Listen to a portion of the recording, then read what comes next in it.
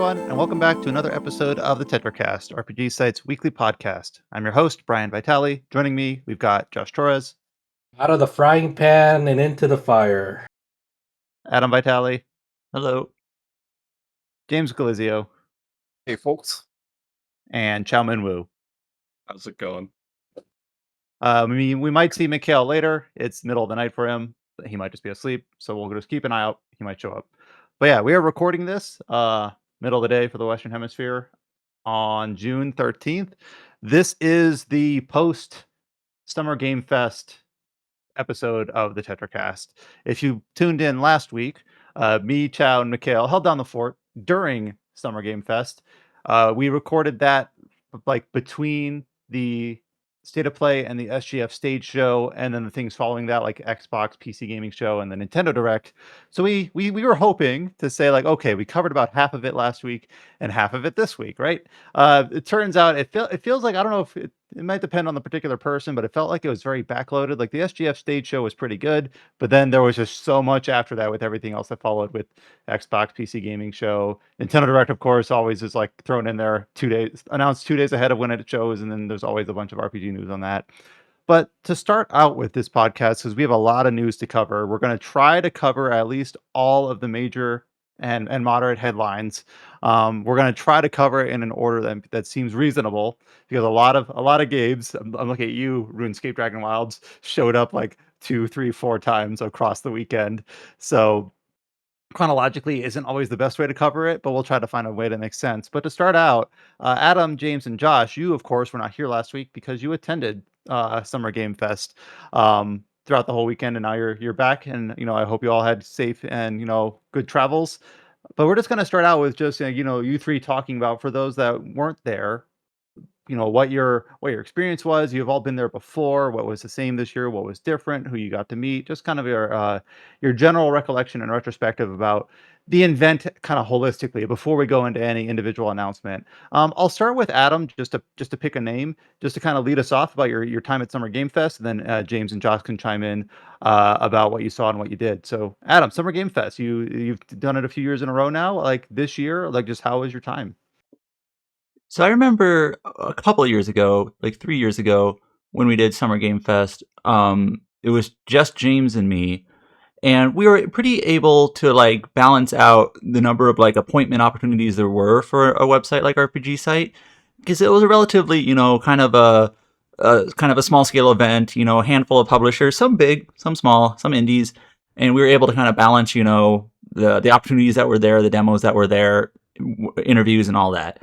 Last year we had 3 people go, which felt maybe just slightly like a little bit of overkill. Like, okay, we have plenty of bandwidth to work with, 3 people with all these demos and whatnot. This year we also had 3 people going alongside, other contributors that contribute to the site, kind of going on their own freelance terms. But this year, with even the 3 of us going like primarily for RPG Site, I felt like there was a lot to cover. I feel like there were just more attendees, more demos, more publishers. Sega was there, Bandai Namco was there, Capcom was there, even Nintendo was there this year. They had a third party area, so no Nintendo first party, but a bunch of other publishers from around the world, big games, indie games, small games. So I feel like I didn't go to Summer Game Fest 4 years ago, but I feel like this was the biggest it's been, the Playdays area. And it's just kind of a really good experience to meet with, the people on this podcast that we don't get to see each other very often in person, or the people that I talk to through email or chats regularly, but again, not in person, or to meet people for the first time, both on the media side, on the dev side, publishing side, PR side. So it's just kind of an enjoyable weekend, in LA to kind of celebrate these sorts of games, talk with creators, and demo some cool games. So broadly, it's one of the it is a highlight of the year in a way. Josh, how about you?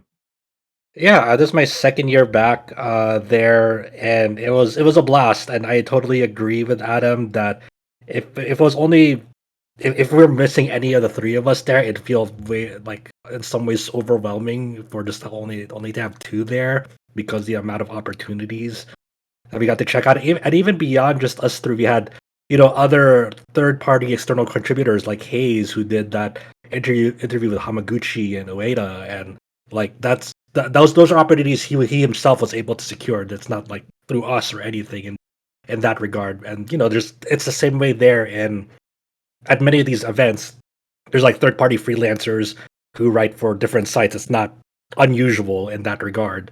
So I in any of the events, whether it's here or PAX West, I'll often meet with people that aren't like quote unquote staff for a specific site. They are freelancers who are securing their own opportunities and pitch them to put them up on other sites. And Hayes for us was able to do some things for RPG site that we're of course grateful for in that regard. But even then, like beyond what all three of us were able to check out, it was a lot. But it's very cool to see that like this year in particular, and you'll start noticing it when we get into the news, and I'm sure you guys discussed it even on last week's podcast, that for quite a while the back half of this year felt empty and silent, and we're like, okay, what's happening? When are we going to hear about this stuff? And this was the week. These past 2 weeks were the weeks like, oh, this is what's coming in September and October. Oh, everything feels like it's coming in September and October. And obviously, the bulk of that reason is everyone's trying to get out of November, December's way because of Grand Theft Auto 6, because of how that game is perceived. And, it does have the numbers to back it up of like, we want to have that mind share of people and that casual audience attention. And we feel like if we get in the way of Grand Theft Auto 6, it'll soak up that audience. It'll strip it away from us in that regard. So on top of like just us, getting to see people, of course, and getting to check out all these opportunities, there's also just this, I guess, as the event and weekend went on, this looming atmosphere of excitement and also worry of, man, there's a lot of games releasing very close to each other, and I don't know how the state of the industry right now, I don't know how it can keep up in terms of like how can the gaming journalism landscape keep up with this cluster that's about to hit. And then James, how about you? Your thoughts?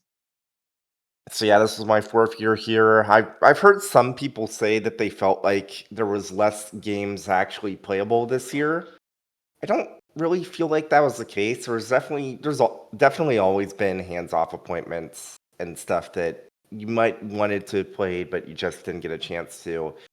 The vibes around like September and October is definitely interesting. So obviously I put my Control Resonant preview up. During that session, like they made a joke about how it's like Control Resonant is coming out on September 24th or 25th, I forget which exactly, with everything else. And I jokingly said, man, you guys should probably delay that. And they said to February, which is going to be just as packed. It's rough. It's rough because there's so much stuff in September, and there's already a bunch of stuff already announced for February that's like, you're screwed either way. Because if you delay it to October, that's not enough of a delay. And if you delay it into November, some games I genuinely feel like won't have a problem up against GTA. For example, like Phantom Blade Zero. I don't think that game needs to be worried about releasing too close to GTA because it's going to sell most of its copies on PC and in China. But for a game like Control Resonant, that would be a death sentence. So, I don't know. Yeah, I should also mention that while a lot of the embargoes have lifted that we can talk about now, there are still a few that haven't. So there's some games that were there that you probably may not know they were there. Those will be open. Those will be there's most of the embargoes have lifted, but there's still like a few lingering ones, right? To talk about. Yeah.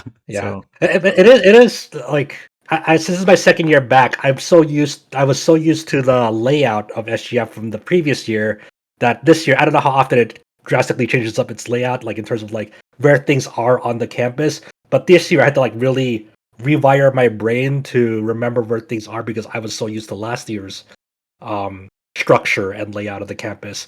Like this year, for example, like Sega's room was like all the way in the corner where it was at a more easily accessible location last year because it was right by the lounge area on that campus. Well, this year they're like off at a different corner They're kind of that you really hiding. have to kind of make an effort to. You have to be if you're around that area, you're actively either looking for Sega or like Phantom Blade Zero. If the only reason you'd be in that area, for example, while last year you'd happen to stumble upon Sega.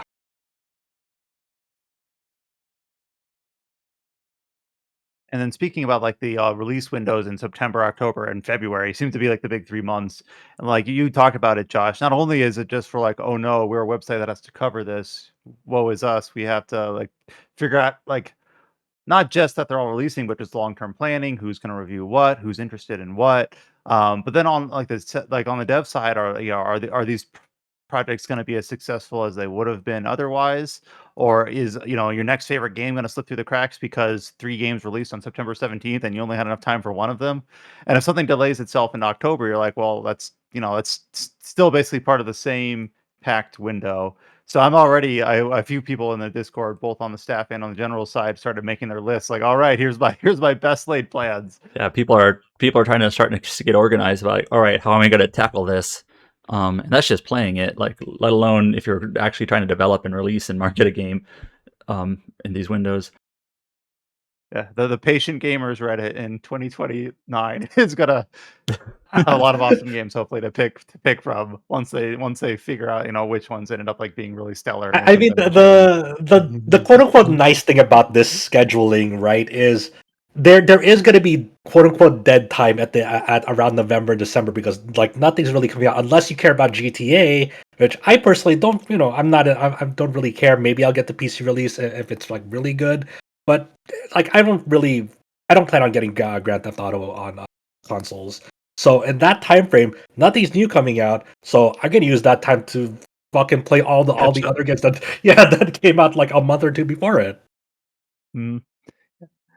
So okay, we're gonna go into like we have all the headlines. We have a few features. James mentioned his Control Resonant feature. We'll talk about that. Obviously, a few of these games we kind of already talked about because they showed up either at the State of Play or the SGF main show.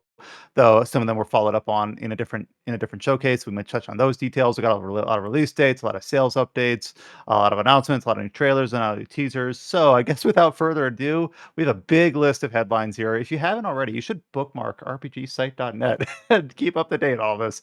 I also do want to give a shout out here near the very front of the podcast that everyone who contributed to getting all those news posts up, getting all the trailers, growing all the press sites, getting all the media, um, getting all the press releases. Adam went through, I know, just the last like week, and it's like Mikhail the week of was a rock star. I'm sure his article titles in the triple digits for the last week. It's insane. And Adam basically meticulously went through and said, all right, do we have all the press assets for this one and for this one and for this one? And his release date calendar, which is like bookmarked at the top of the page. He's like, all right, do I have all the new release dates for this new game or this game that has a new port? Do we have all of the Switch 2 screenshots and all of the PC screenshots for these games? So just very kind of, I don't want it to be thankless, I guess is what I'm getting at. So Adam, I know you put a lot of work into that, and when you see all that up on the site, you know that it was a lot of effort and a lot lot to get it all up there. So just want to give that shout out Yeah, here off the Mikhail, bat. And Kite also. Kite, Adam, yeah, Kite especially Mhm. too. I like I try to help out here and there, like Yeah, we on did a few Tuesday during posts from Nintendo the Direct. hotel room, Yeah, right? So yeah. So we try to help out when we can. Yeah. So, but I'm thankful I was able to take Tuesday off after we came because at that time, like Nintendo only announced their thing like the Monday before officially. It was kind of known, but we didn't know the exact date. But I was like, I can't let Mikhail and Kite handle what this Nintendo Direct just showed because that Nintendo Direct felt like 75% RPGs feels like most directs are in that Mhm. regard. So they are we would be lost without them. And of course, and for the whole site, we would be lost without Adam. All right. So looking at our little outline here, I was thinking I was gonna go into the announcements first and then go back into like the different previews and interviews. What do you think? Any Depends opinions? on you. Depends on you. Whatever you feel like. I All know right, there's a lot. I think we'll go through the major headlines first, then we'll do the article shout outs after the fact. Because I know there's a lot of articles that are up already, and there's a lot more that are going to be coming up as embargoes lift or as people have time to write them, because it's only been a couple working days since the whole event. So, all right, we'll start out with the Xbox showcase. There's a few things that were surprises here, a few things that were expected here. In no particular order. Here's one that we were hoping to see, and we did end up seeing. I'm going to start out with this one to see opinions on it, though there might not be a whole lot we can talk about. At the Xbox Showcase, they've had this strong partnership with Sega and Atlas for a long time, so this wasn't a complete surprise. We did finally get the official reveal announcement of Persona 6, and yes, its theme color is green, as many predicted, That's pretty because much the main takeaway. It's green. it's green. Yeah, Adam, what do you think? What is there to I really know. say? It's a difficult question. There's Yeah. green, and then like the one like logo that they have of the P6 like logo looks like kind of like a stamp, like you would put like a stamp on like a case file. Maybe that's what I'm looking at, the P6 logo. um like, what does that mean? It's like the DC Comics logo. Yeah, or that. A little bit. So like, does that give you any idea what sort of like tone or vibe we have here? To me it looks like a stamp, but I don't know. But yeah, I don't know what else My to friend got say. the impression that it's more horror based from the trailer. Yeah, like the press release says like a cult, but like Persona is always a cult, or largely. Yeah, it's definitely going for like an urban occult type of environment or theme, I guess. And it's we can't ignore that all the leaks that have been like circling around Yeah. even prior to this announcement, right?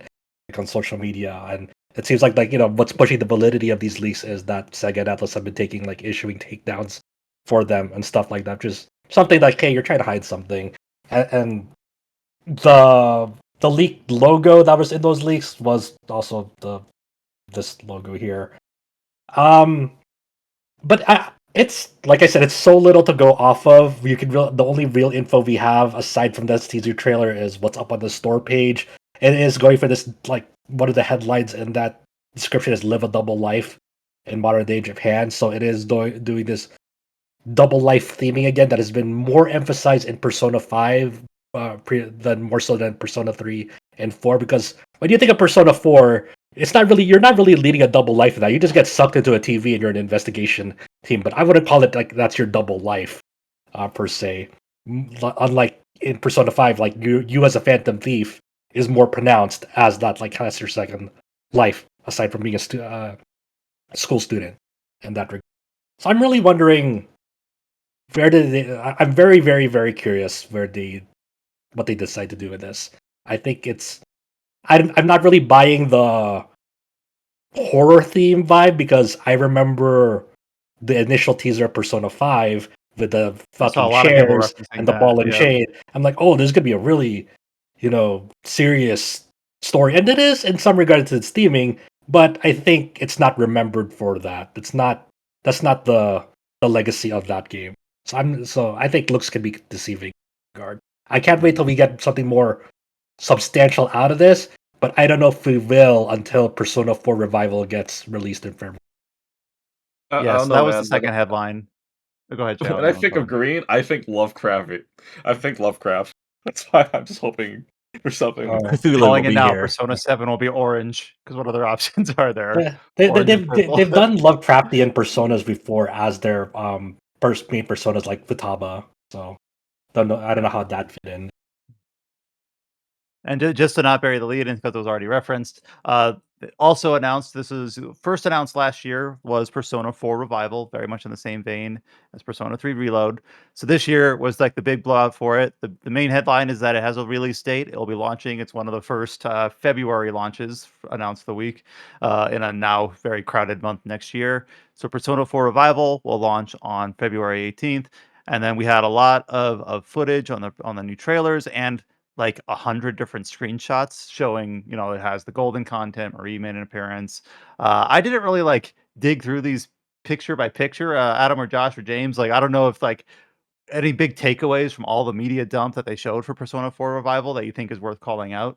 The big takeaway is 2027 is the new 2024, because if you remember at the beginning of 2024, you had the release of Persona 3 Reload, FF7 Rebirth, and Like a Dragon Infinite Wealth. And 2027, we have Stranger Than Heaven, FF7 Revelation, and Persona 4 Revival, alongside now stuff like Fable, and I'm probably forgetting one more thing.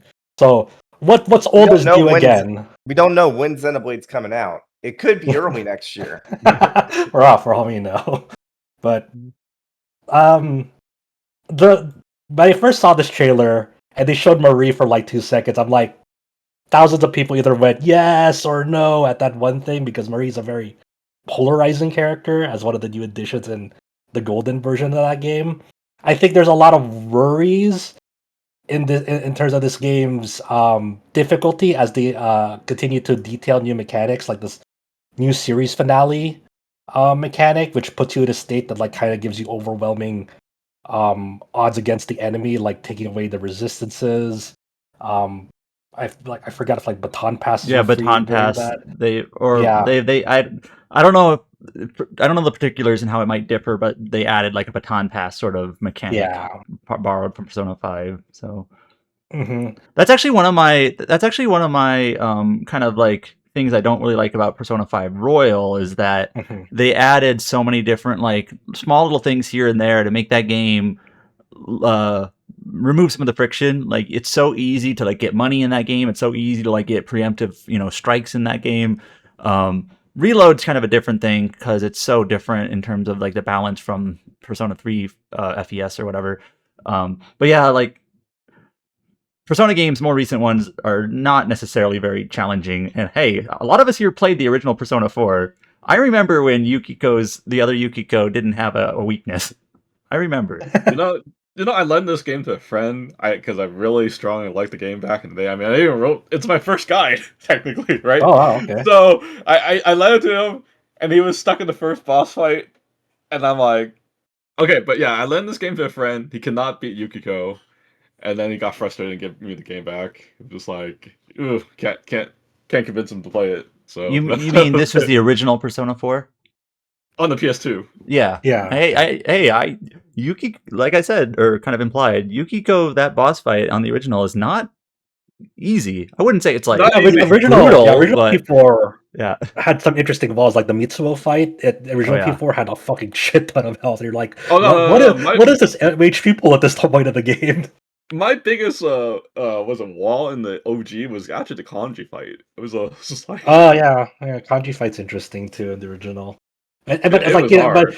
but I can't think of a single fight in Golden that's like really had me scratching my head the same way as the original. Well, Because Golden added a lot of mechanics that just makes Yeah. the game a lot easier. You got like Yeah. Arcana chances that you can like Oh, choose yeah. whatever stats you want instead of having it on random. It's just like it makes the game like 10 times easier just from that alone. Yeah. So, I mean, and I think that's kind of been the trajectory since then. Like I'll play Persona 4 Revival. I like Persona 4. I'm not a huge like gigantic Persona fan, but I like them. I don't really know what I'm like hoping to get out of it. Like, what do I hope is better or improved from Golden? I'm not really sure. You can I'm the play same for a way new too. English cast. Yeah. You can What's hear that? English voices. I mean, new voices, sure. I'm the same way as you in terms of like I don't really. I'm probably not going to get anything out of it in the same way that I didn't really get anything out of the Persona 3 Reload. It's just like seeing an old game with a new skin on top of it for me. It's just like I just want to see what it looks like if it was made today with modern technology, modern graphics. What would it look like?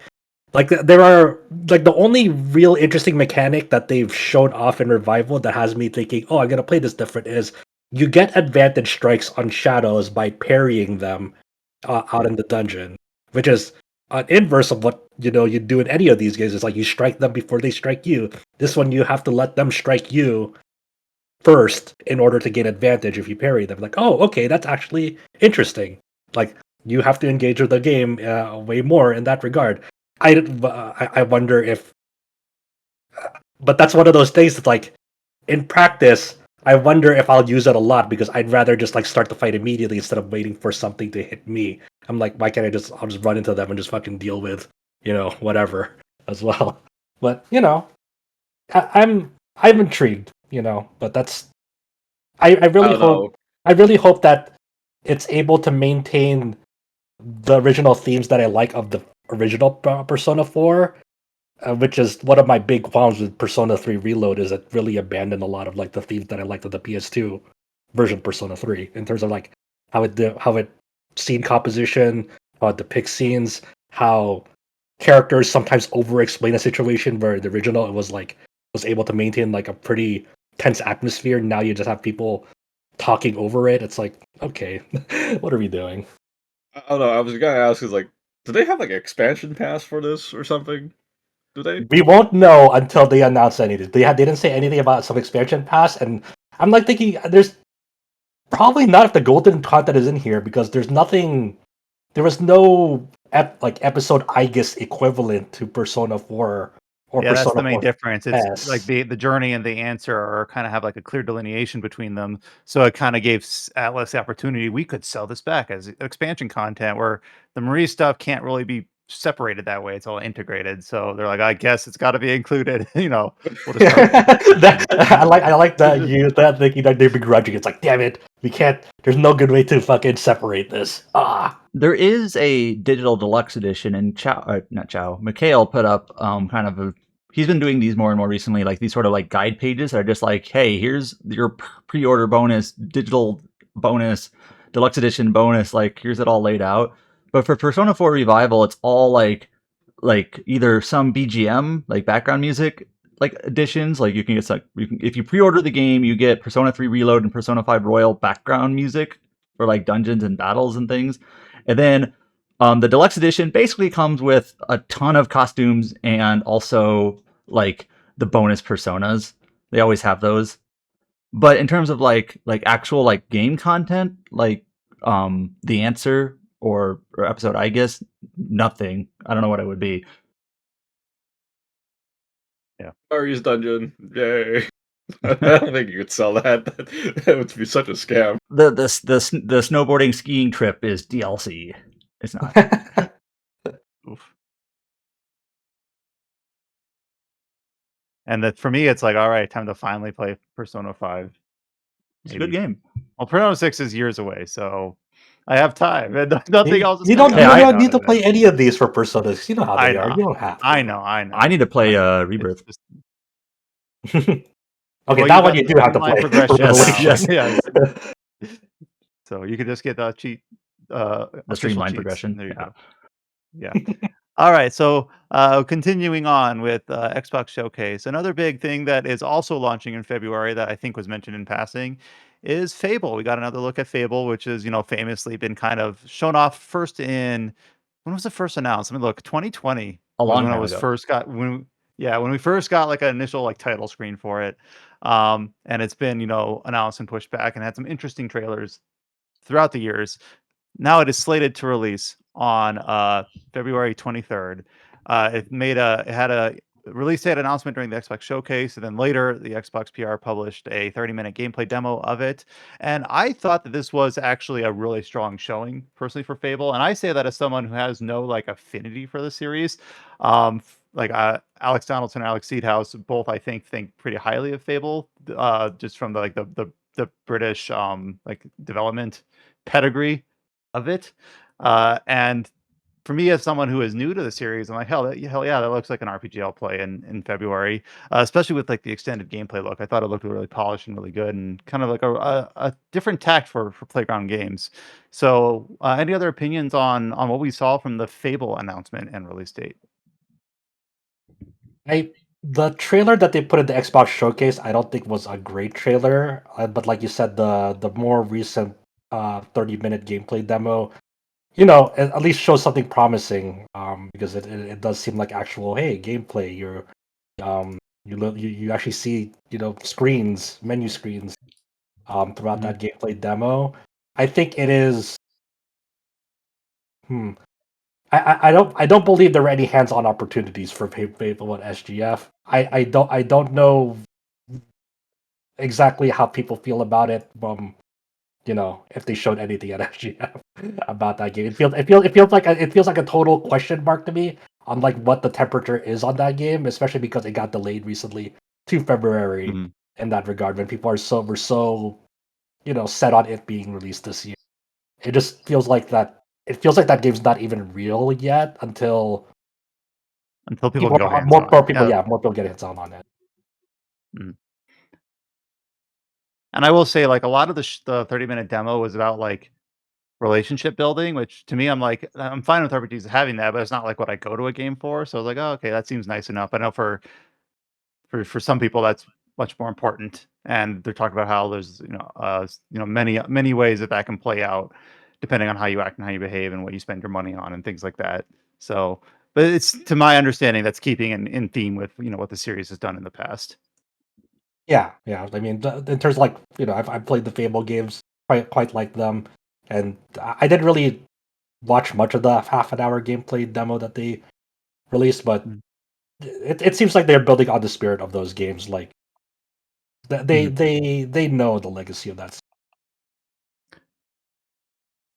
Another release date announcement. This is actually for October, which is like the third busiest upcoming month. And I guess in October, we're all just going to keep playing the September releases anyway. But an October release is the upcoming Castlevania Belmont's Curse. Is going to be launching on October 15th. And we got a new trailer for it, both in Japanese and for English. We got some announcement of the Japanese voice cast. I don't know if we got the English voice cast. We have the Japanese one listed here from Kite and Mikhail. But I'm not a big Castlevania fan, but I know a lot of people really like the protagonist of this in Rose Belmont. They really like how the game's art style looks. I don't know. This looks like a really fun, 2.5D like what people kind of wanted out of Bloodstained is kind of how I'm feeling from it. Though admittedly I've not played that game, so maybe I'm kind of speaking out of turn there. But anyone really excited for Castlevania Belmont's Curse? Pretty excited for it. Pretty excited. I'm more excited about that new Bloodstain that they said is coming out this year, but we haven't gotten any sort of release date, so I think it might be delayed. Yeah, Bloodstained. What Adam? What's the name of the second Bloodstained game? I'm The forgetting. You were Scarlet just talking about it, I think, Engagement. yesterday. It's slated for 2026 and doesn't have a release date yet. So Yeah. presuming that it doesn't get delayed, which might be not a safe assumption, it could release in a very similar window as Castlevania Belmont's Curse. So we might literally have like a kind of a face off there in that sense. Not saying that both games can also just be really good, hopefully, but fan of that style of game, you might have a couple options to choose from later in the year. I'll definitely get both and play both. Let's see here. Oh, here's one that I don't think people were expecting or leaked. Correct me if I'm wrong, but we got a new announcement from Koei Tecmo and Team Ninja, who are not that far off of just having released Neo 3. We got an announcement of Wolong 2, Wings of Ember. So it's slated for early 2027, so not that far away. We got a showcase for it. Um, in basically in Chinese, Japanese, and English. We got some initial gameplay showing that it's in the Kite or others could speak to this more than I could, set in the Han period of China. But I wasn't expecting to have another Team Ninja project to look forward to so soon, like within less than 8 months or so. But how are we feeling about Wolong too? To see more, like I thought the first Wo Long was fine, but it definitely had some issues in terms of like I think that it didn't need to be that parrying was like the only option you really had available. I feel like that was like my main issue with the original game. It didn't But feel as polished, and I forget if if this was announced directly or surmised, but like it felt like it was a pipeline for maybe like junior developers to get their talents kind of like I remember spruced up. that. Yeah, that Yeah, I sounds like forget I something. forget where that came from, if it was speculated or if it was something that was actually like in a gameplay diary. But if the fact that Team Ninja has been able to so successfully release like a pretty major project it's every 18 also months or so. it's also Go ahead. very funny, like looking at some of the screenshots that they have released on Steam, and I'm looking at this one specific, and it's like, yeah, that seems like that's reusing some assets from Neo 3, maybe. Mhm. But hey, They have a if it means pretty cool that they can, pipeline, like Team yeah. Ninja. Like it reminds me of like RGD Studio in terms of like how I guess they're getting really, really efficient with their production pipeline. I think the well, aside from the like over reliance on like parrying in the first game, one of the things that really set the first game back was its technical performance at release, Yeah. especially the PC version. in that regard. So not to say that Neo 3 was like perfect on release as well, but if they can get it as up to snuff as Neo 3, if not better, on release for all platforms, I think this has a real shot of being something special. Because if it's able to, come out at a fairly stable state and be at a significant improvement over the first game, I think it has a real shot of being one of the best games this year. Like that, like it was almost there. Like Wolong 1 was almost there. It just, it was a an okay foundation for hopefully something better, and hopefully this game is. And I haven't been clear on this, but all the other games that announced, Fable is Xbox, PS5, PC. Belmont's Curse is Xbox, PS5, PC, Switch coming later. Persona Fix, Xbox, PS5, PC. Wolong 2 is Xbox, PS5, PC, and Switch 2, early 2027. And speaking of Switch 2, they also announced that Wolong Fallen Dynasty Complete Edition with all the DLCs added will also be launching on Switch 2 on September 3rd. So it's cool to see Team Ninja kind of really kind of adopt the Switch 2 as a platform for their releases. I say that, I guess, though, even though the Neo 3 also is. I wonder if we'll see that in the future. Probably, I'd imagine. Yeah, I think it'll happen. Couple announcements. Here's one that I know that Adam's really excited for. The next game from InXile Entertainment, Clockwork Revolution, was first announced a while ago. Very cheekily said we'll show more when it's ready. It got a new trailer and finally got a new release window, at least. Clockwork Revolution is launching in 2027. I'm curious, Adam, what do you think of this? The main thing I'm interested in for Clockwork Revolution is like how the time travel mechanic works in terms of like how it interacts with like the world that's available in this town, country, place, whatever it is. That feels like one of the things that I think in Exile has really been, at least they've been talking about it a lot about what they want to do, but it's really hard to show that in a trailer, right? So like gunplay, combat, the tone, the dialogue of it, that I will have to see for myself. I remember when Wasteland 3 had trailers, I thought some of those were really off-putting in terms of just their tone, but when I actually played the game, I kind of enjoyed it for what it was. And I think it actually has some really interesting like writing, especially around characters and villains. So I'm kind of just like, okay, let me just see how the game, let me just see it for what it is when I actually play it. But the part that I think really would help have this game stand apart is how it works in this sort of like time travel immersive sim kind of element to it. But that's one of those things that's really hard to show in like a trailer. So I feel kind of the same way where I'm excited for this game primarily because, and I'm not like an InXile stan, like because I haven't played most of the game. I never played Dark Tale 4, but I did play Wasteland 3, and I kind of played it on a whim. I actually played it just because I was assigned the review for RPG site, and it was also a game that did not show well in trailers. Um, but then I played it, and I don't know if I loved it, but I liked it a lot, a heck of a lot.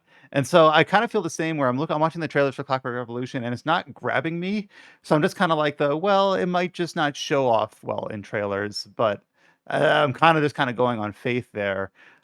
Just like, all right, I'm the studio has earned some trust from me from having strong opinions on one of the games they released relatively recently, even though I know it was several years back at this point. Um, but then there is an interesting footnote that we have to throw here, which I don't think was the decision of anyone in Exile, that we do have to bring up, is that Microsoft has made the decision that this game is one of two that is going to be console exclusive on the Xbox. This game and the new Gears of War game. And that, there's a lot of discussion there, and that's not a game in our purview, about how it was very last minute, removed from being slated for PlayStation release. So much so that there, trailers were uploaded that still had that logo attached in, kind of a red face moment for Microsoft, in my opinion. Adam, I feel like there's only one answer to this, but maybe I'm not thinking of it sophisticatedly enough. But what do you think of the decision to make Clockwork Revolution console exclusive? I feel like the fans of In Exile are like RPG nerds and don't care about Xbox at all. Like they're I'm in a similar boat. Like I don't think this game is going to be like, oh yeah, I gotta grab an Xbox for Clockwork Revolution. Like this feels like a weird choice to pick this game as, yeah, that one is the one we're gonna make console exclusive. Like really, interesting. The fact that they're making the decision at all is interesting. There's a lot we could talk about there. But like Gears, you could kind of see as something that like but why Clockwork Revolution? It just seems like a very odd dartboard choice. Yeah, because to me. Exile hasn't released a game under the Xbox brand yet. Like they're Oh yeah, that's right. Yeah, who published Wasteland? themselves. So, Themselves. Okay. yeah. Yeah, I don't see Clockwork Revolution as like the game. Oh, also Deep Silver looks like did a little bit of it. Maybe Oh they did yeah, console too. yeah. Okay.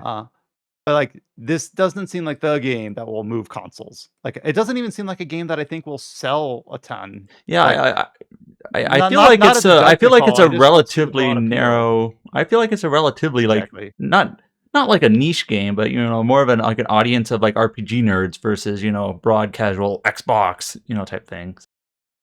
Yeah, like this is the sort of game where in the future, in a hypothetical future, if there was a headline that said Clockwork Revolution sold 2 or 3 million, I'd be like, hell yeah, congrats. But is that going to be enough for Xbox on a console exclusive? Or are they looking for that like 8 million Gears number or whatever? Like I don't know if they're going to get that on a game like this. But I hope it does well for In Exile. That's the way I'll phrase it. I hope this is a success for In Exile, and I'll keep it at that. And then one other headline, Minecraft Dungeons 2, which is kind of like Alex Donaldson sometimes called this like baby's first dungeon crawler. No, what was the wording he used? I don't want I to put think it words was in his like mouth. Diablo for kids. Yeah, but it's a family friendly Diablo like game. At least the first one was, and we did cover it. So cool to see that a fun little co-op RPG adventure for in the Minecraft styling. So that was announced, also releasing in September 29th. So it looks like Xbox primarily that showcase is the February and early 2027 release. Do they have a big uh I guess when's the Gears release? Like what is their big 2026 release? I'm looking at here. I'm like none of these are 2026. Depends if you consider Forza part of them and Gears. Oh, Gears is October 6th. Yeah, so not in our purview, but that's obviously their big October release is the Gears game. All right, with that, we will change tact into something that, as we mentioned, was announced like halfway through SGF. Nintendo's like, by the way, we're gonna do a show in 2 days, and I think that's not a surprise because they do tend to line up their Not directs even in in the 2 days. same They did it weekend. like 24 hours before. They did it on a Really? Monday. They did it Monday morning Uh, for Tuesday. Yeah, Gotcha.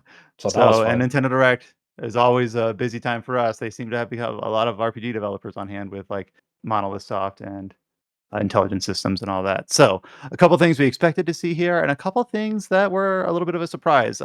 James kind of mentioned it in passing earlier. We did get a lot of announcements related to the Xenoblade series, which is not a surprise in itself, but the fact that we're getting a new announcement so soon might be.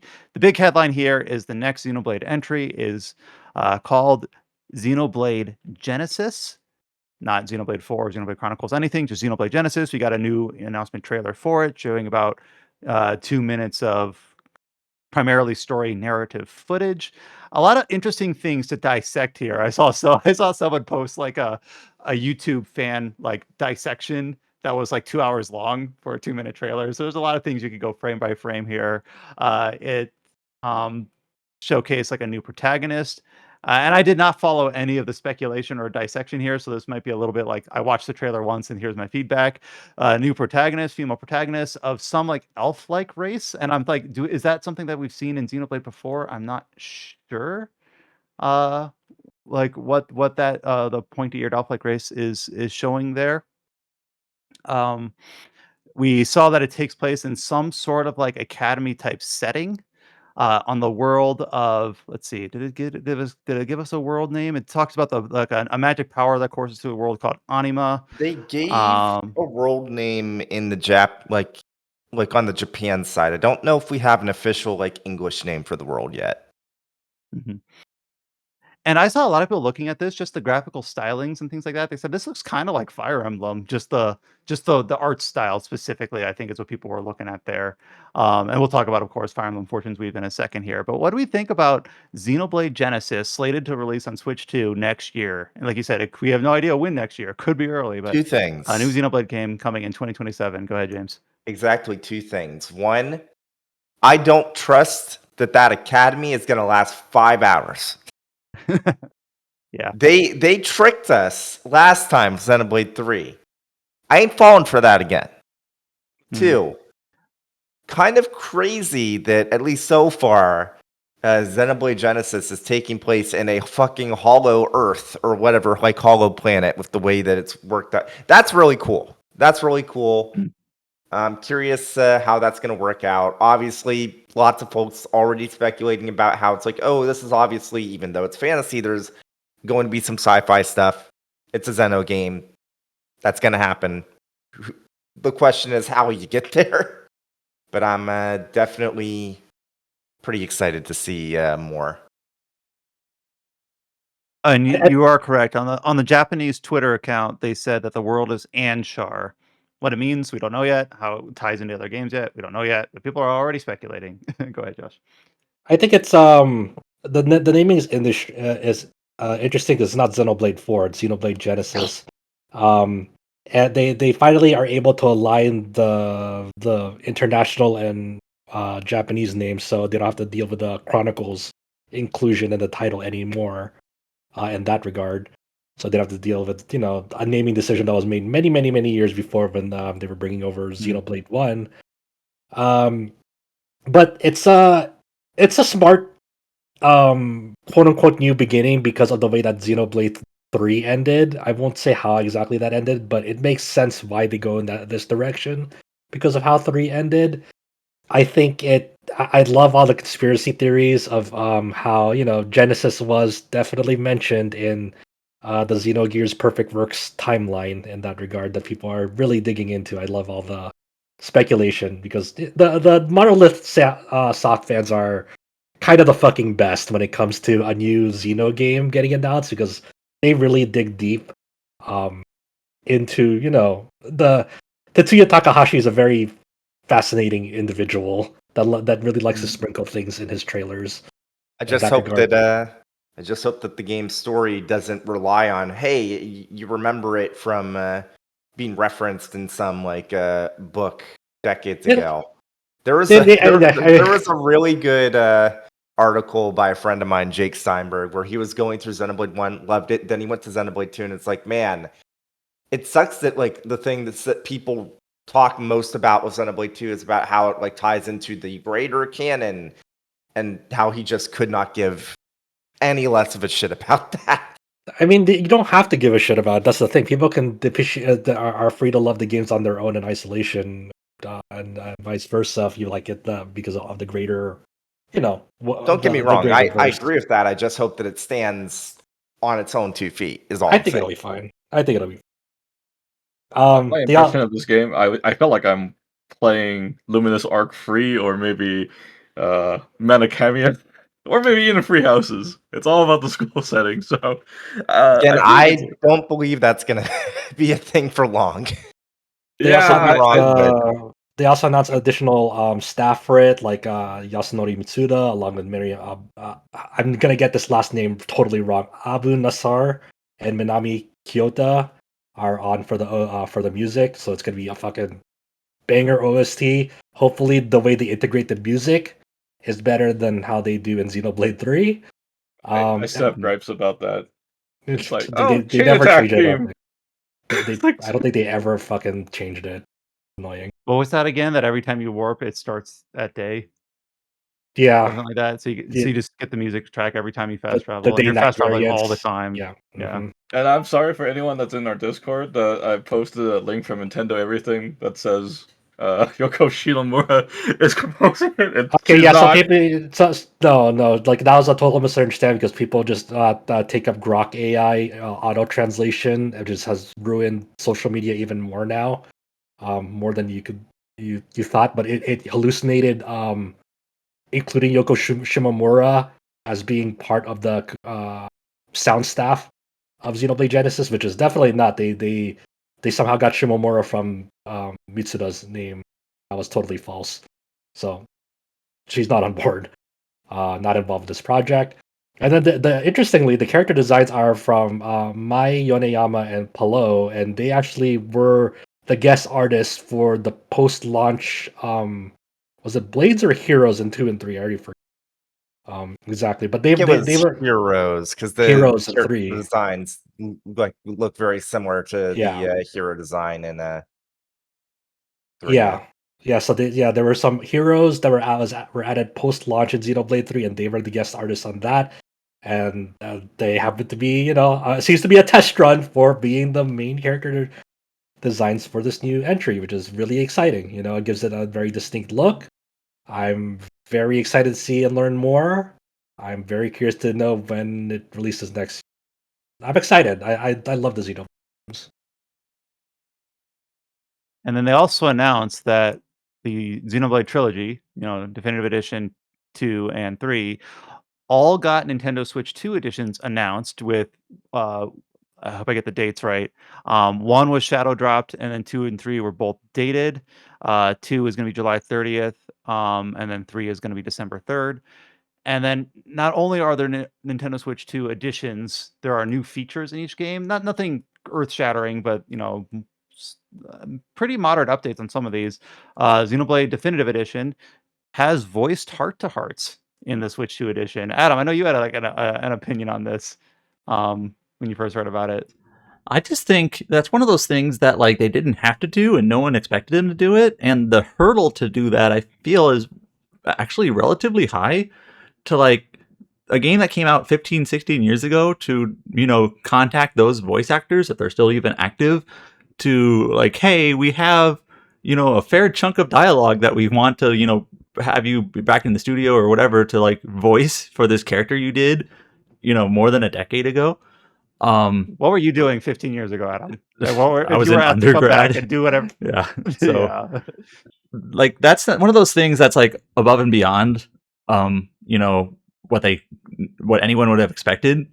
But obviously I think it's really cool that they did that.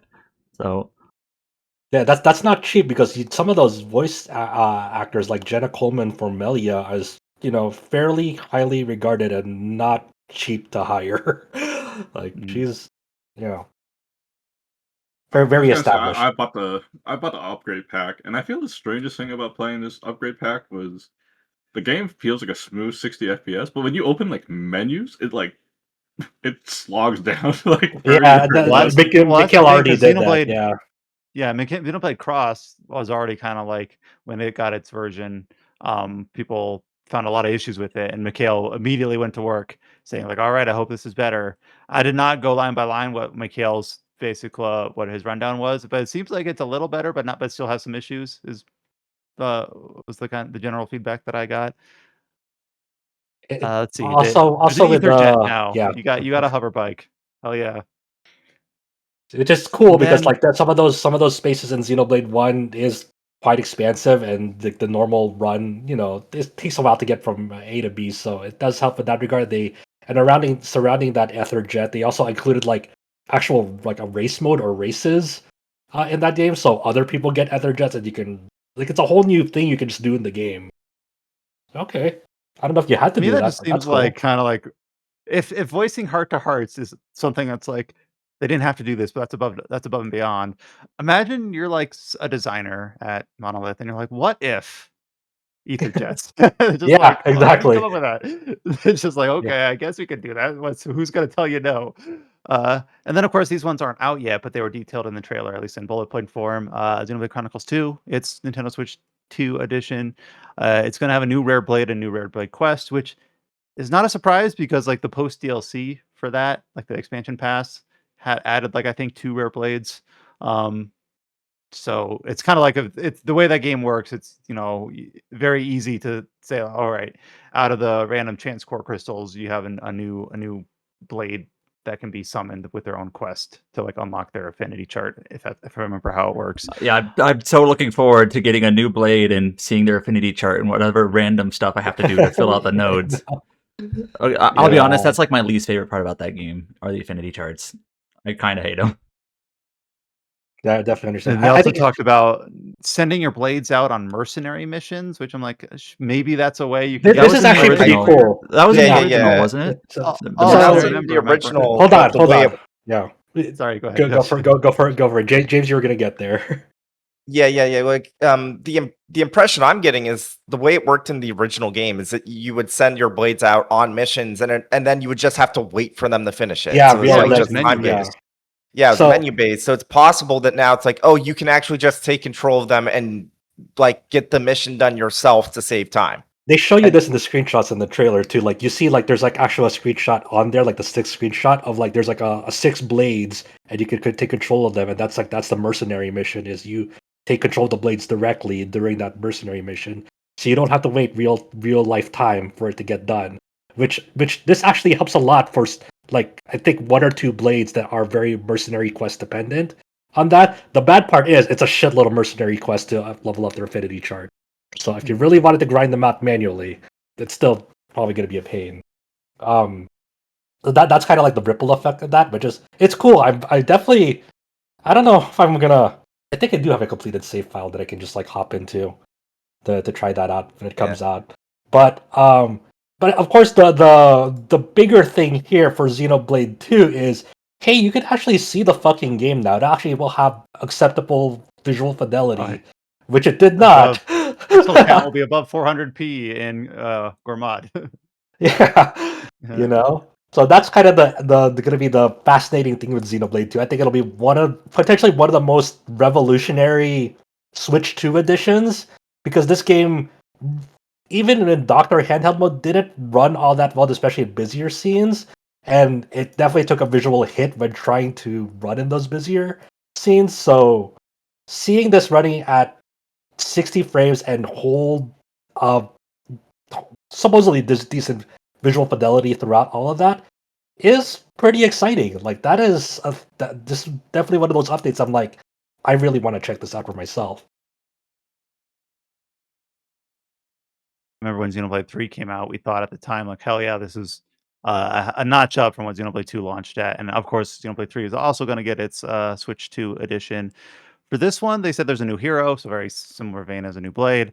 And also, they had like some sort of, let me pull up the trailer here, like it's kind of top down ish view wave based thing.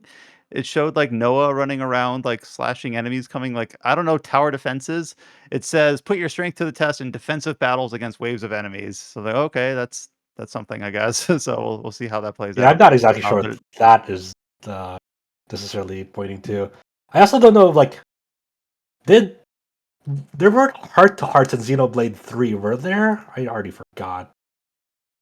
Because about these experience fully voiced event scenes, I'm like, what are the event scenes are they I don't think there referring were. to? Yeah, no hearts to hearts in Xeno 3. Yeah. Okay. Then I don't know what these event scenes they're talking about. It's been a while, so you know it'll come back to me eventually.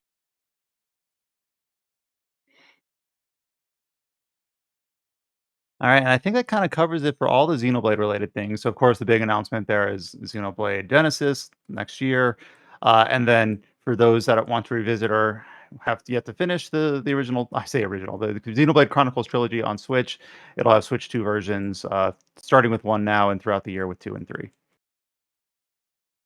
Here's one that was long rumored slash semi leaked that people were excited about and weren't surprised that this was the thing that they saved for last. The announcement of a remake of The Legend of Zelda: Ocarina of Time. And yes, not explicitly an RPG, but we've kind of always covered them, like whatever. They showed The Legend of Zelda: Ocarina of Time remake. It was really just a teaser. And I think even to the extent that it was a teaser, it was like a true, in every sense of the word, teaser. A little bit of narration, a little bit of opening dialogue, kind of saying like, "Yep, that's the premise of Ocarina of Time," and then a very quick little showcase in the new graphical style of Link sleeping in his house in Kokiri Forest. What did we think about the little teaser that we saw on Ocarina of Time remake for releasing in later 2026? I'll go to Adam. So I'm pretty fond of Ocarina of Time.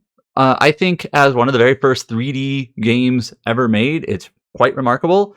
Obviously, when you look at it under like a contemporary like lens in terms of comparing it to other games that have come out in the 30 years since or whatever, sure there are shortcomings that could be improved upon or what have you. But I don't know if I necessarily was like clamoring for like, yeah, this needs to be remade And now that they have made that decision to remake it, now they have to make all those decisions about like what do they keep the same, what do they adjust, and what do they add, and what do they change. And one of the things they've changed is how it looks, because of course they had to. The old game was very polygonal, like very early 3D, and that's really all we have to go on. And what we in the teaser so far is the visual style, which is takes some getting used to, I guess, is a way to put it. It's not super cartoony. It's not like hyper realistic, but it's leaning towards realistic. As much as a Zelda game would, I guess, I suppose. Like we don't really have much to go on at all here, but it feels like the boilerplate, like I made Zelda in Unreal Engine 345, Yeah. whatever era you're talking Yeah. about. Here it is, higher fads, like super glossy. Everything looks wet. Yeah. People made plenty of jokes of like, this is Nintendo, hire this man. Yeah, In I feel actuality. I feel like, especially since this got leaked, the reveal was maybe a mistake.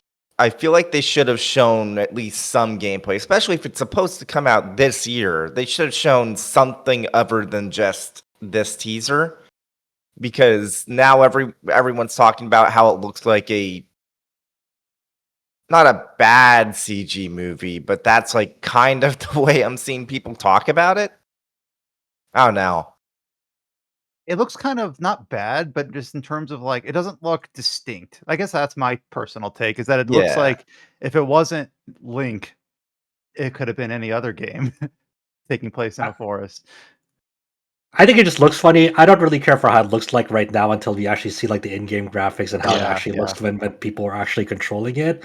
I'm more concerned of like, what are they going to do to modernize it, and what are the quote unquote quality of life improvements they're going to give people? Because there's already, understandably so, there's already like joke images around of like having this remake having a very standardized AAA UI over it of like, here's your objective, here's the next waypoint, here's what you need to do, here's the town renown you need to raise and whatever. Here's your map with all your icons. Yeah, like it's I'm very curious how they're gonna handle this, and because if you were to hand someone an N64 controller and have them play Ocarina of Time today, and they only know, if someone were to only have played contemporary games in the last 5 years, and you have them play like the N64 version of Ocarina of Time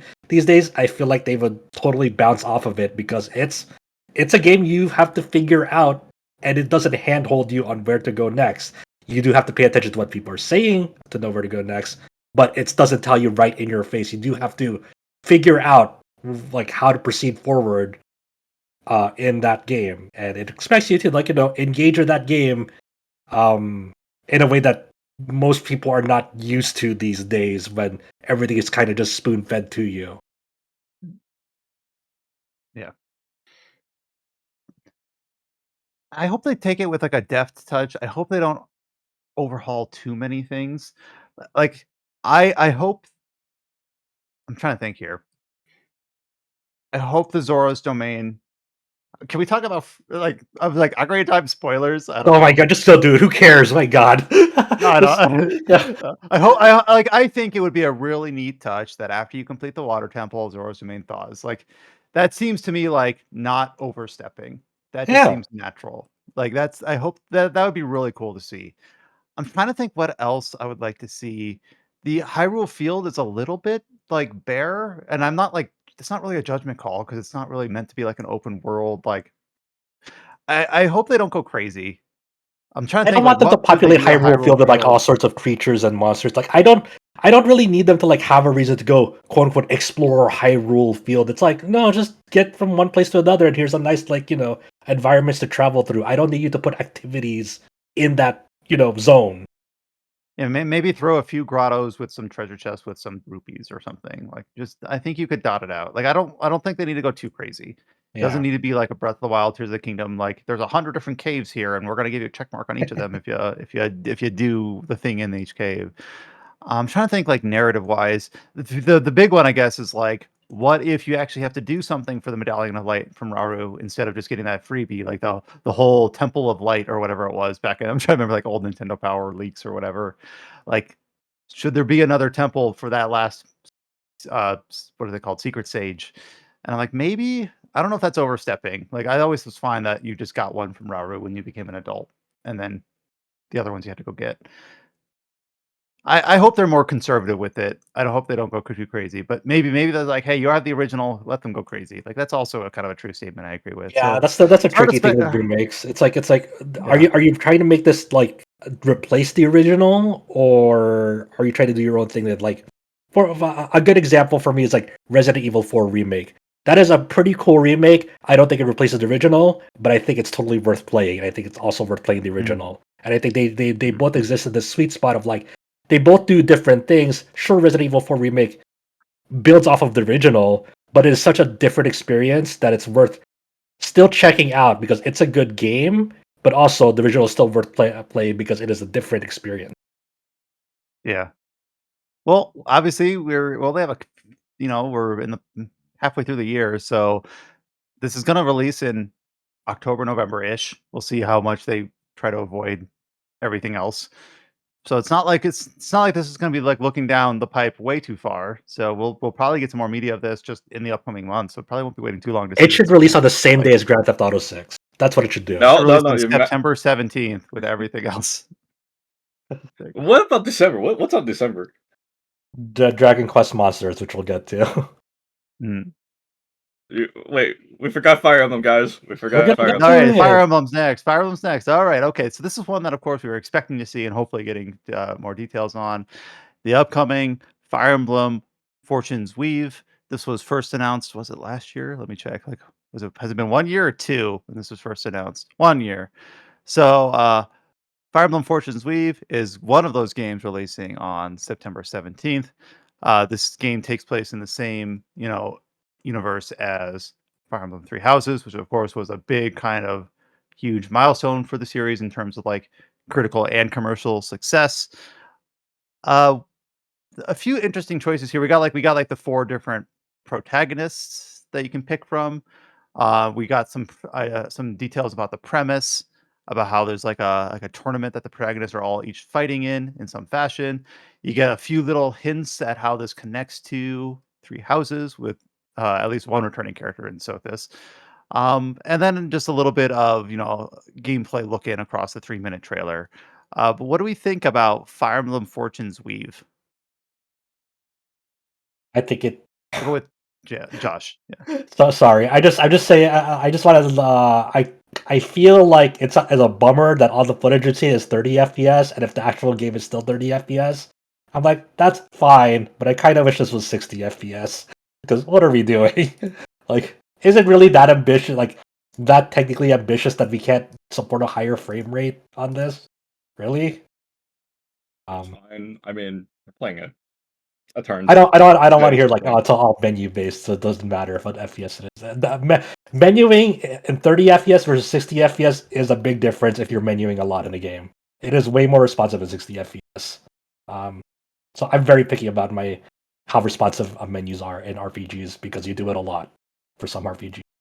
So, I mean, other than that, it looks totally cool. Like, I'm on board. I want to play. I don't know how many routes I'm going to play of it because it's 4 routes this time. It's Well, probably I don't know Four if routes in they've the I don't know if original. I don't know if Sure. they've Yeah. explicitly said it's 4 routes, but they said there's like 4 key Lord characters that they characters, yeah. yeah, yeah. so It is could be a each one gonna be its own situation. It could be a Go ahead, sorry. situation where since people are speculating about that new, like 2 new characters that they unveiled, if they're like avatar characters, it could be a situation where you start off at different starting points, but then you end up in like the same ending. It could be something like that or a similar ending. That'd be great. The 4 characters are Kai, who is like a young shonen protagonist, Theodora, who is like a warrior queen. Then there's Alucard. Not Alucard. What's his actual name? Dietrich. That did trick. Yeah. Who am I missing? Kai, Lita. Dietrich, Theodora, Leda. Lita.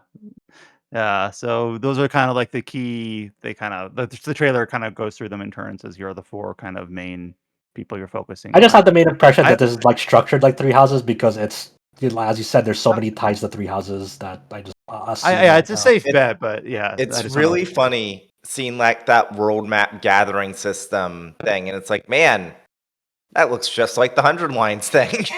Oh yeah. But I'll see. I mean, I don't know how to feel about it yet until like actually get my hands on it. I think it's hard I'm to really excited to gauge. play it, but I feel like the worst part is it comes out the same day as Trails in the Sky second chapter, and I've been obligated to write guides That's- for a different yeah. site. I mean, that's I probably can't- not going to be a problem for you. You'll be done with guides by the time this comes out, probably. I do.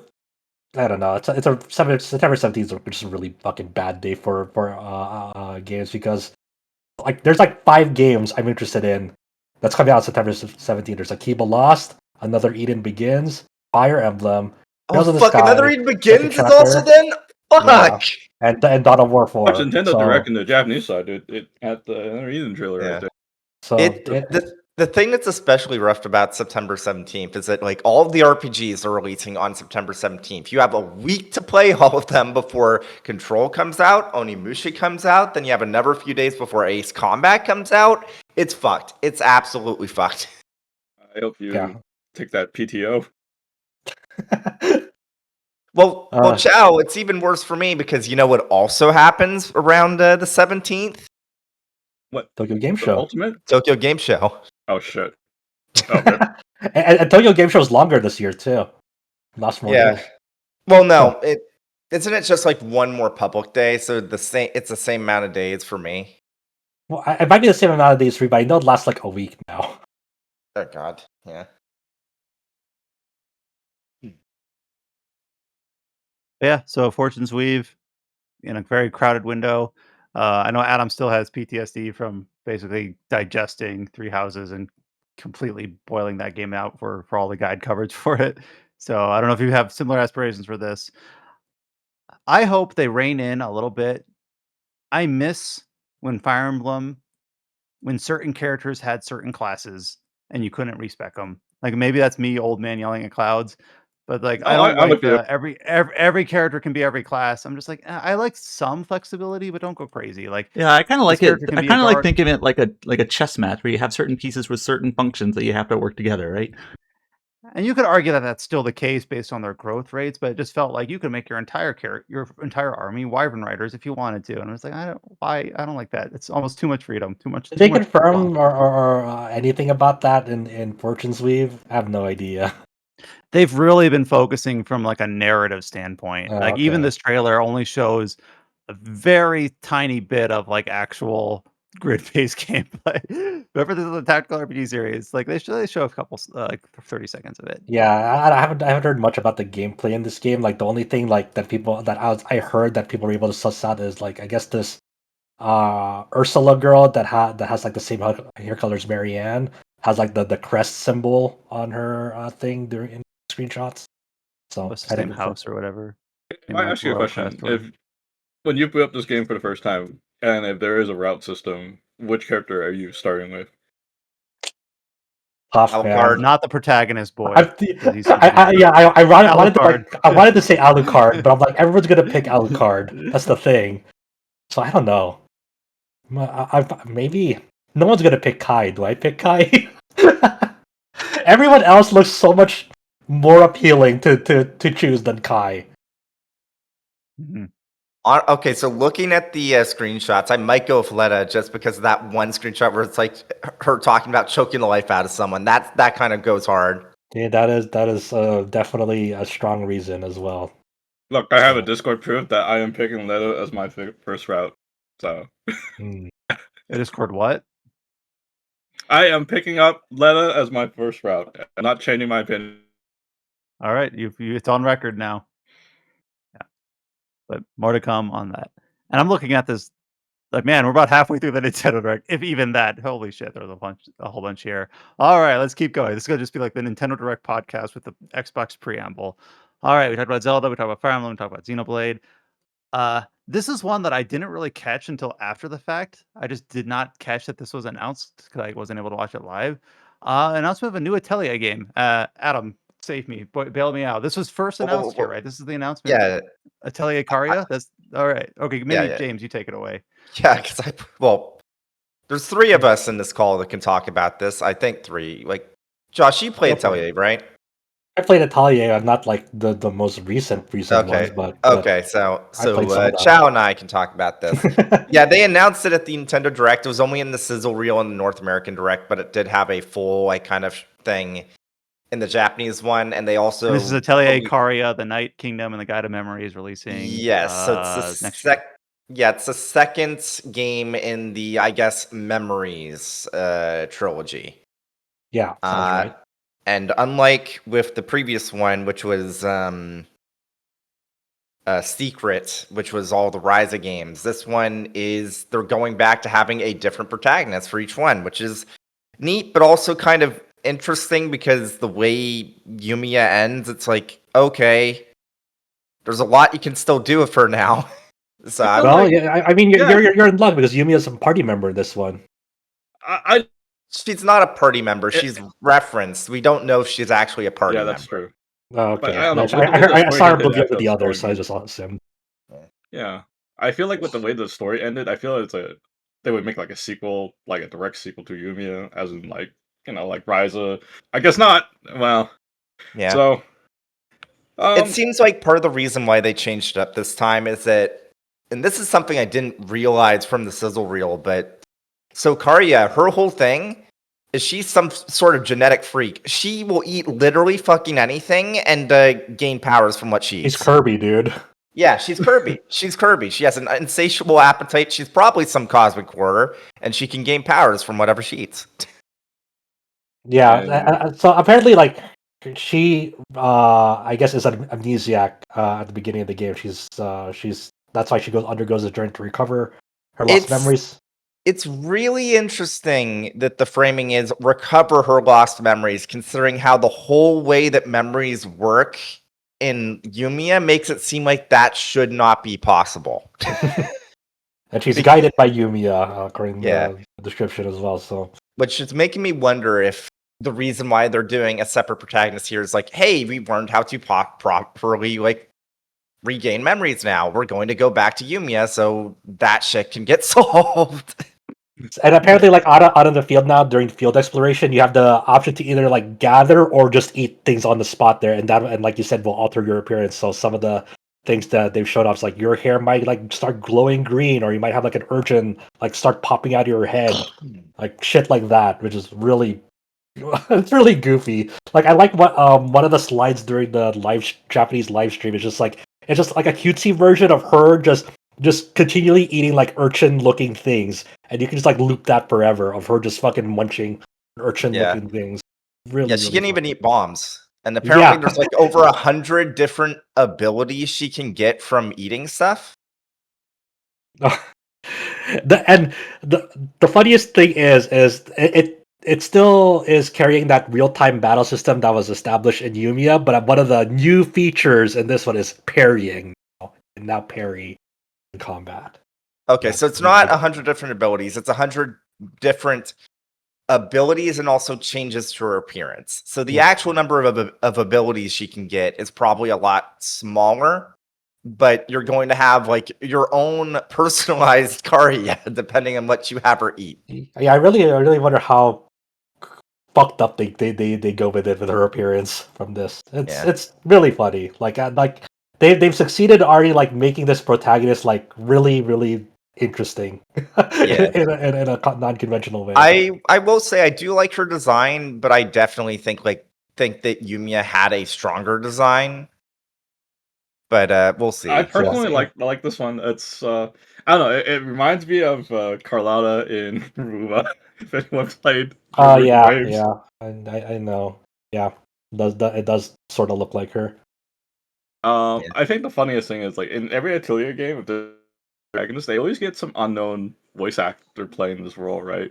And so this one is actually a completely unknown, but like the character or the voice actress actually plays a character in Idolmaster, And my friend's a Okay. huge Idolmaster, and that what she voices in Idolmaster is this one character that they all want to be playable. She's like this big rival, but it's not a playable character, and they're just like waiting and every anniversary for her to be like playable or something. Oh, interesting. So could be a big thing. I don't know. Yeah, I'm Tangent. interested. I'm honestly the main thing that makes me not even so much excited because it seems like the battle system is mostly unchanged from Yumia. That's not entirely true. They added in they added in the FF7 remake system where it's like you can pause the battle for command actions. It's like, yeah, that's fine, but I think the combat from Yumia was not even bad. It was just like nothing. So I really think hope it's one of the weakest points of the game. It's yeah, like, which is a real shame because like Ryza 2 and 3 had really, really good combat. But Ryza 2 especially. So it's like going from that to Yumia is like, man, I don't know, man.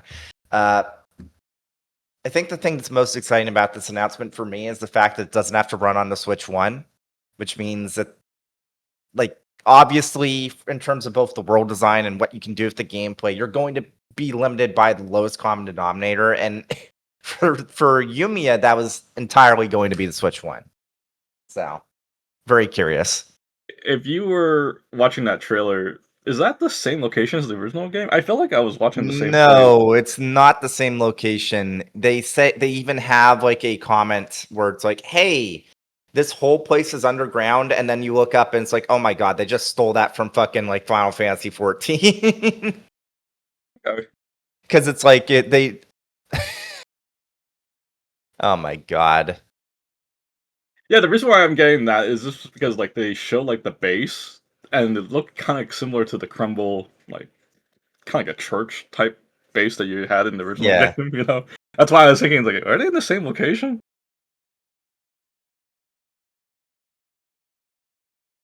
They also announced that Atelier Yumia is going to get a Switch 2. Sorry, I guess the Switch 2 edition is now available, and there is an upgrade pack for existing owners. And Mikhail, just to give him a shout out since he's not here to speak for himself, did do impressions on Yumia on Switch 2. And he I thought don't it know how it was turned one of out. the worst up Oh, really? ports, yeah, that he's played. Yep. Yeah. Basically, wait for an update on this. Wait for a patch. Just stay away from it for now. It's kind of hilarious. Okay. He absolutely despises it. Complete opposite of the spectrum of what they look for. The next announcement here is something that I think people were hoping to see this weekend. I don't think they were expecting to see it at the Nintendo Direct of all things. This one is something that I know a few people have been really hoping for, and that is that Dragon's Dogma 2 is going to get its own Dark Arisen. Literally, Dragon's Dogma 2 Dark Arisen was announced and will launch on October 9th. Adam, what do you think about this? I feel like I need a better tag off it. What do you think about this? But like the fact that they just literally called it Dark Arisen again, I'm like, that's interesting. But I suppose there's nothing that says you can't do that. But Dragon's Dogma 2, returning to it. How do we feel? Um, so that I think everyone or a lot of people have been interested or curious about or looking forward to a possible expansion to Dragon's Dogma 2. Dark Arisen in the original game was kind of this different sort of like side quest, sort of dungeony castle-ish area that you go to that works separately from the game, but kind of had its own like system of mechanics and upgrades that you could get, and it was kind of really interesting in how it worked. Yeah, like you said, when people were asking for a Dark Arisen for Dragon's Dogma 2, I don't think they necessarily meant literally a Dark Arisen for Dragon's Dogma 2. They just meant some sort of expansion. So that I'm curious about. I'm interested in. I'll see what it's up with that. The other part of this is that they're updating Dragon's Dogma 2. Like it's already gotten a big update in the last couple of days, and it's getting another update before this Dark Arisen expansion comes out. Yeah, they're calling these title updates, which is interesting. Yeah, like 2 years later, right? Yeah. And these updates, they're obviously polishing up like bugs and performance and stuff too, right? But they're also like adding fairy stone points, right? Just to the map. They're at a certain point in the game, you get an eternal fairy stone, which Dark Arisen also had, like the original at some point, because I know when I played it, I had one. The original, I mean. Where that lets you use fairy stones as often as possible. And like at one of the updates, it will give you more skill slots and things like that. And basically, like one of the ways you could look at this, which might be cynical, but I don't think it's overly cynical, is that they're really taking a lot of those like frictional edges of the game that felt like intentional in terms of part of the game design and really kind of picking them off one by one in terms of Yeah, I don't like like it. sanding this down. Like I'm a little bit mixed. Yeah, I'm for sure. I outright dislike it. I feel like the Eternal Fairy Stone is fine if it was a New Game Plus thing. Yeah. But the fact that it's given to you almost immediately, and then they also make it so that there's a bunch more fast travel points just placed in the world, I don't like it. I do not like it at all. Yeah. And heck, I most of us played Dragon's Dogma 2 before there was a fairy stone in Balthite or whatever that beast kingdom was called. Starts with a B, I think. Yeah, I placed one myself. Yeah, I placed exactly. one. But then Me they too. they had that forever ago. And then now they're adding 3 more. It's yeah. It reminds me of not remind you of like Crimson Desert, what they did to that game. That's funny. I both love and hate, maybe skewing towards more hate that they call this Dark Arisen again. I understand why, but it's also kind of unimaginative. It also will make further discussion of this game moving forward a fucking nightmare. Because people already call Dragon's Dogma 2 like a remake of the first one. Now the fucking expansion has the same name. Yeah, because when you're talking about Dark Arisen, you already have to. People are already having to clarify when they say Dark Arisen, I mean the second one, or Dragon Dogma 2's version, right? So when this comes out and they're trying to compare this to like Dark Arisen of 1, it's. I guess this could be like Dark Arisen 1 versus Dark Arisen 2, I guess. When I was doing my like database updating links and release dates and whatnot, I was actually looking up like, all right, does Dark Arisen have a Steam page? Like, well, yes, it does, but that's for the first game, not this one. So yeah, I already try to search for it. I'm getting a little like Google and the search store pages are already getting a little like weird, confused because they have the same title. Like, I think what the analog for that would be. It would be like, I don't know, Age of Empires 2, The Conquerors, Age of Empires 4, The Conquerors. Like, wait, what? Like, just reusing the title of Baldur's Gate 2, Throne of Ball. Baldur's Gate 3, getting expansion, Throne of Ball. Like, wait. The pricing for this is interesting too, because the expansion itself is retailing for $30 USD. But if you want to buy it, like, just along with the if you're just getting Dragon's Dogma 2 for the first time, you don't need the standalone expansion. It retails for $50 USD on that end. Oh, that's the price. Interesting. Yeah, I do think, despite the qualms of like sanding down things, I can't be too mad about that. Even if I wish they weren't doing that, because they did the same thing with the original Dark Arisen, and that isn't the reason why people love the original Dark Arisen so much. So it's like if they add like a new like proper endgame thing, we already see that they're adding more enemy variety. Then sure. Also, one of the changes they've made is they made it so you can equip 6 active skills at once instead of just 4. So it's now in line with the original Dragon's Dogma, which is a good thing. So it's like, okay, even I can sit here and very much be of an opinion where it's like, I wish they didn't tone down this friction. But then I can also look at what they're changing and what people loved about the original, well, not the original Dragon's Dogma, but Dark Arisen, which is the version of Dragon's Dogma 1 that most people have played, and be like, okay, I get why they're doing it.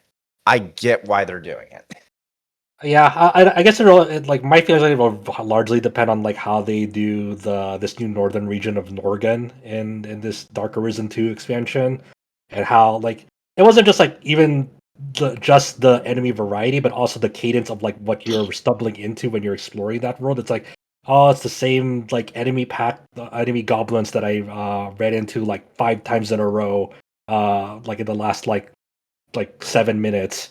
So they really need to figure out like on top of like more enemy variety, like the composition of the enemies that you're running into when you're exploring definitely needs to be tuned up, and I hope that we'll see how it turns out.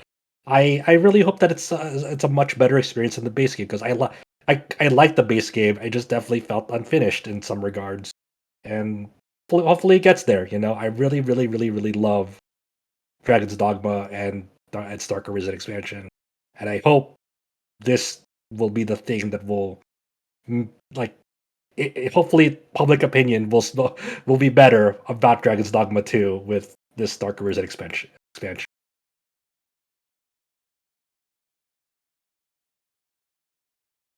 Continuing on, this is one that I know Adam was really excited for. And I think this was also just in the sizzle reel. Again, correct me if I'm wrong. There's a lot of trailers this weekend. We got official confirmation of the Tales of Eternia remaster. It is launching on October 16th for basically everything: PS4, 5, Switch, Switch 2, Xbox, and Steam. And then Adam, I know you're pretty excited that because when Tales Studio kind of contracts out these remasters, each one's done by a different house. This one's from, I think it's pronounced Tose, Tose, which I think has a pretty good track record for these sorts of things. And then finally, Tales of Eternia will release in a global market as Tales of Eternia. So, are you excited for this one, Adam? Yeah, so obviously this one we kind of knew ahead of time because of various like ratings leaks. But yeah, so they've been around for quite a while, and they've done like sort of these sorts of like ports and remasters and new additions for games for a long, long time. And they were the ones behind the Tales of Graces remaster last year, like January 2025, and that one I think was like the best one so far in terms of pure just like remaster quality. And Tales of Eternia, I played the PSP version, which was European. We've talked about in the podcast before how some of those UMD cart discs are broken, like literally unfinishable. The original PlayStation version had the Tales of Destiny 2 title. I never played that version. But basically, my point is the English release of Tales of Eternia has never had like an ideal version. They all feel like compromised to some degree, in some manner. And this feels like a way to finally like offer like a definitive version that's just like easily the best one. It's got a good team behind it, and they are adding quite a bit to the remaster. So in the English press release, they stated there's going to be both a graphics toggle and a sound effect toggle to basically switch between like original and new sound effects and graphics, which is like perfect. Like it should have that, and it does. Great. There are what it calls boost features that allow you to change things like encounters and EXP. Because I don't think they had like these games had like a grade shop originally, so I don't think it has like this is the equivalent to that. There's no grade shop yet in the series for this release. Yeah, so they have these boost features that, for like a replay, you can turn off encounters or make it so you gain 2 or 3 or 4 times EXP or something. I don't know what the exact like numbers are, but it has those options. You can turn on or turn off like destination icons in terms of like objectives on the map. There's a high speed mode. There are new battle retry and quick recovery features. There's a new difficulty from the start, and there's an all new super hard difficulty called Unknown that you can unlock later.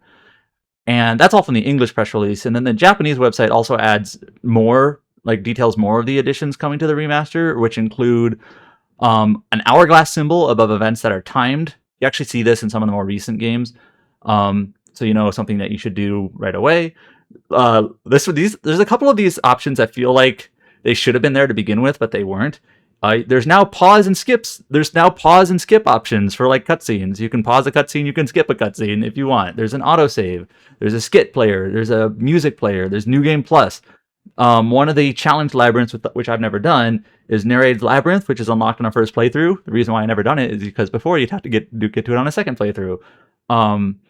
There's adjustments not in the to PlayStation 1 version. There's like a bug that you could do where you just save like multiple times, and then it's like, oh, my file has a star, and now I could do the dungeon because I actually didn't play the game twice. But normally, if you're not abusing a bug, there are subtitle adjustments, there are menu adjustments. I think there is like the Japanese website even says like you can quit to the menu like now because you couldn't do that before. Like simple stuff like that. And then finally, very importantly, new updates to the in-game Tales quiz. They did remove a feature though. They removed being able to change your character name. You cannot change your character names. This is also They're also another. dubbing it Yeah, again. They're redubbing it. So yeah, another big thing is a new English dub entirely for it, which is cool. Hopefully, I'm very excited to try that out. And also, more like one of the biggest re-additions to the English release of this is they're adding back skits to this game because they didn't when they localized it and released it in the West. At least in Tales of Destiny 2, they didn't have skits. They would be activated at campfires during it, but they just didn't bring it over for whatever reason back then. Tales like games back localization then in the had, day. yeah, like Fantasia, I think had some versions of Fantasia had skits, but only in Japanese. The PS1 version did. Yeah. So Remember, this is a little bit later, but remember when Tales of Legendia, they didn't voice anything in like the second half of that game because they didn't realize that was like main content. Because the way that game is structured, like the second half is like a bunch of character epilogues. Anyways, but yeah, my point is this game feels like out of all the Tales remasters, one I didn't really expect at all, at least not yet.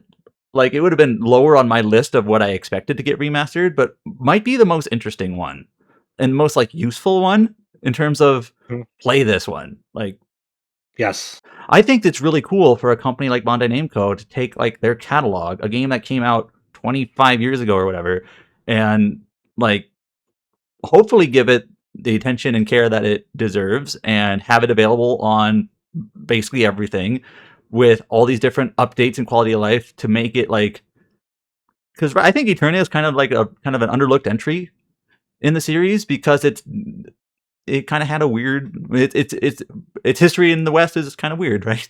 So yeah, it's largely inaccessible in many regards. So I think the fact that they are taking this, it's almost the complete opposite of Tales of Berseria, which feels like kind of the most like useless, not useless, but like low bar, low hurdle. Like this is something we can do with relative ease. It came out like I know it's 9 years old or whatever, but like it's pretty modern and we can tune it up easy. This game is not an easy remaster. So I'm very curious to see how this turns out. Yeah, I'm very excited. Do you think they'll actually localize the PS2 Tales games, like the Tales of Destiny 2, like the actual Tales of Destiny 2? That's like pie in the sky if they take one of those like untranslated ones and give it like a full release. This Eternia remaster is just one notch below that because it did get an English release, as compromised as it was. So I imagine this will be relocalized as well too. I assume because yes, new English. But there was like some fan patches that they were like working on it, and suddenly they just drop out and say, "Oh, we're just not working on this anymore." Like completely just went like radio. I mean, we can't speak to like fan translation stuff. You know, we're talking about official releases here. I know, but it just went like radio silent. Usually, it's like if they probably have confirmation. Like, what can we do to say about that? You know, I don't know, but I am really excited for this because it's something we needed. So, and I actually do enjoy Eternia a lot when I played it as in my very younger days. So I always talk about it when Tales is mentioned, you know, and I'm glad to see that. Strangely enough, it's in the spotlight. It's something I never really thought would happen because I was like, oh, it's another forgotten game in history. Fuck. Imagine they sell the Destiny pack. There's if they didn't do that for fucking Zillia, you think they're gonna do that for Destiny? Really? No, but I could dream. Imagine that having a Destiny remake and a Destiny 2 in one. I can call it the Destiny pack or something. Yeah. The most hopium. Copium right here. Next announcement is one that we probably could have put earlier in the podcast. I think the concept was not unexpected, but the actual execution was unexpected. Sorry, that's true English, I promise. What we got announced from Square Enix in the Final Fantasy series is something very similar in the vein of Octopath Traveler 0, where they created a new project out of an existing chapter of a mobile game. And ever since Octopath Traveler 0, it's like, I wonder if they could do something similar with Final Fantasy Brave Exvius. Well, they did. They've packaged it as Final Fantasy Resonance, a new Final Fantasy game officially using the HD 2D engine based on the first story arc of Final Fantasy Brave Exvius.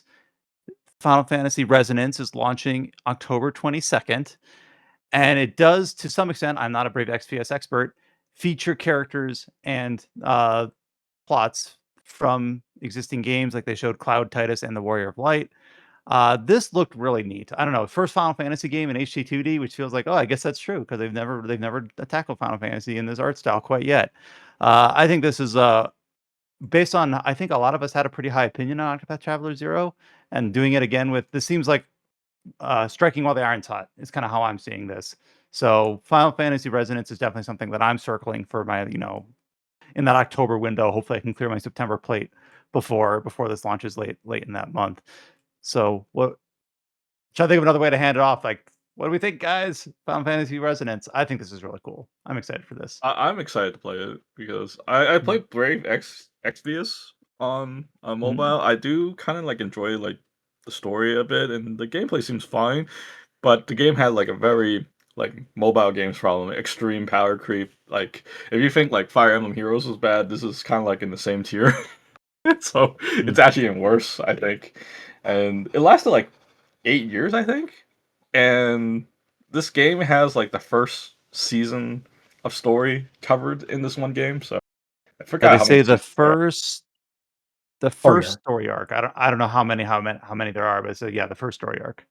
So it should be a beefy game. I think I don't know if it's Octopath Zero length in that regard. Yeah, Octopath Zero is pretty beefy. So. Yeah, so I'm very, very excited for this. I think it's sort of more of a departure than Champs of the Continent to Octopath Zero in that regard, because this is an all new battle system for this, while Octopath Zero carried many of the same elements from Champions of the Continent in its release. While this was just like it's not like Brave Exvius at all in terms of like its battle system, because like the visions that you're equipping to your main playable characters are like stands like in JoJo is the most like apt comparison, where as your playable characters are on the battlefield, you have someone standing behind them as a vision. It could be like a cameo Final Fantasy protagonist, but it could also be one of the original characters that was released in Brave Exvius. That was like as a as a unit you rolled for. Well, and you actually use them as playable characters in that game, not as like vision stands in that game. And so that adds a new element to that. You have a whole timeline battle system where there are stagger bars on enemies, but you can still do damage, unlike in Octopath where it felt like you couldn't really do much damage unless they were staggered. This one, you can still do damage, like a reasonable amount of damage, but if you get their stagger bar depleted, it'll actually like cancel their turn and push their next action all the way back on the action timeline. In that regard, the way that you saw, like in some footage of the game, even the trailer, you'll see that it's not just HD 2D. When you use like a special ability, some of these abilities will actually have like a 3D CG like cut into the frame, the image, so you'll actually have like a 3D CG cutscene play out of an ability like in the midst of this HD 2D battle, which is a really cool.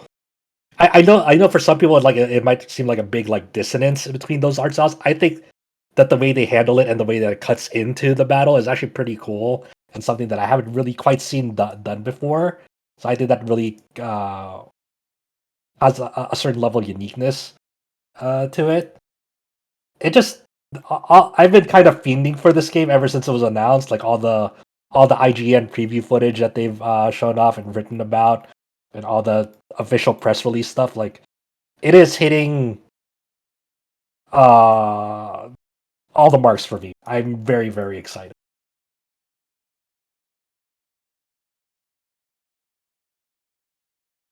Continuing on with, I guess Adam, you put together like a big info dump on this game, just like last night or the night before. Or anything that you teased out of all the big like Screening does this pretty often. They'll like upload a flashy trailer and then they'll do like a big newsletter press release dump of all the assets and info and things like that. Yeah, so Square Enix does this fairly regularly, where like the game will be announced in like a Nintendo Direct like this with a trailer.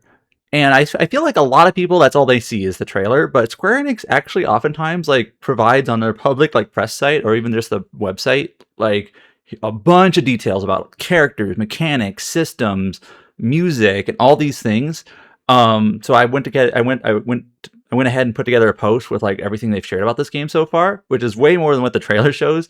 So it introduces like the main cast of characters and all that, all the mechanics that Josh talked about a little bit and whatnot. One thing that kind of caught me off guard, that if you played Brave Exvius, you probably already knew this, but I did not. The soundtrack to this game is done by Elements Garden, which is headed by Noriyasu Agametsu, I assume is how it's pronounced. And he hasn't done a lot of video games, but has done quite a bit of like anime and stuff like that too, like in terms of composing and compositions. But they did do some work on Wild Arms 5 and Wild Arms XF, which I played like forever ago, that I'm really fond of those soundtracks. So like seeing that they're doing this soundtrack for this game, and they're doing like 33 new tracks for Resonance, with the rest being brought by from Brave Exvius, is actually like really exciting for me. And someone actually shared with me some of the tracks from Brave Exvius that, are old now, but like I've never heard them before. I'm like, yeah, this is cool. So I'm excited for that. There's a good OST of that. Yeah. I agree. Yeah, Elements Garden is a very talented studio. Whenever I think of them, I associate them with like the Symphogear anime. Symphogear, yeah. I've heard people say that Symphogear is just Wild Arms, only with a different aesthetic, which is kind of weird, but sure. You know what? Yeah, I'll give them that. Yes, it's ridiculous, but in a good way. Also worth mentioning that the retail price of Final Fantasy Resonance, just the base standard edition, is $50, and the digital deluxe is $60 US. And then I guess staying on the Square Enix track, I'll just kind of shuffle the listing here.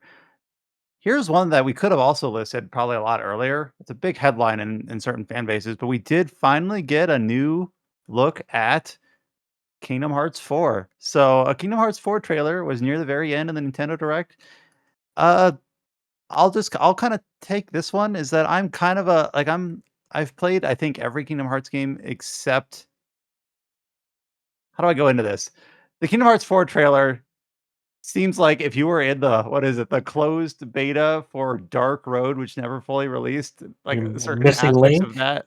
I Missing believe. Link, like, I think Dark Road released. Missing Link the didn't. Yeah.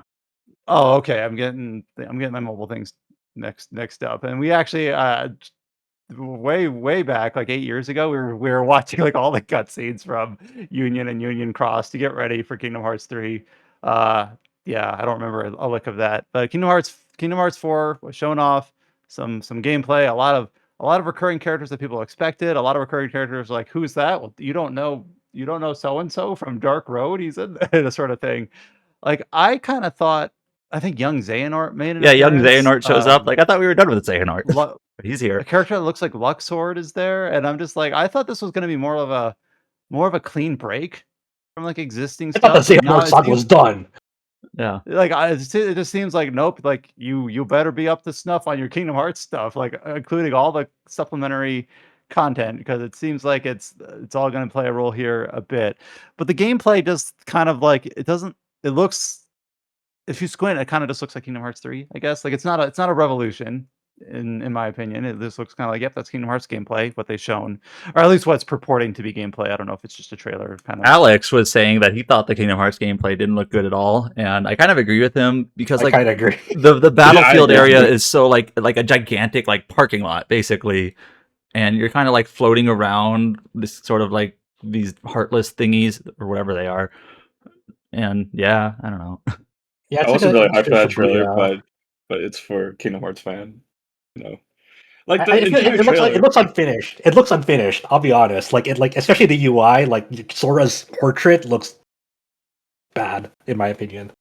I think it's just it looks unfinished. It's not done. It's been in development for God knows how long. In that battle sequence they show, it's just like Sora just swinging around with those like yellow stars like back and forth, like with nothing been going on. It's like, yeah, it's extremely alpha state at this point. But I guess it is It's one of also, the like, reassured the weirdly, like, fans. desaturated. Like, I don't like the art direction. Yeah, It But I looks like think it it's needs, just like, a like few more. polish. Go ahead, Chow. I was just gonna say, Yeah, it I does think look it's just cool. like a reassurance that the game is still on development. I guess that's basically it for that trailer. yeah. I don't know. Like I can at least understand to some extent why it's desaturated, because it's like you're in another world now. You're no more real, like the realistic real world wherever the fuck Sora is now. So maybe there's like there's actually like quote unquote real world locations in it.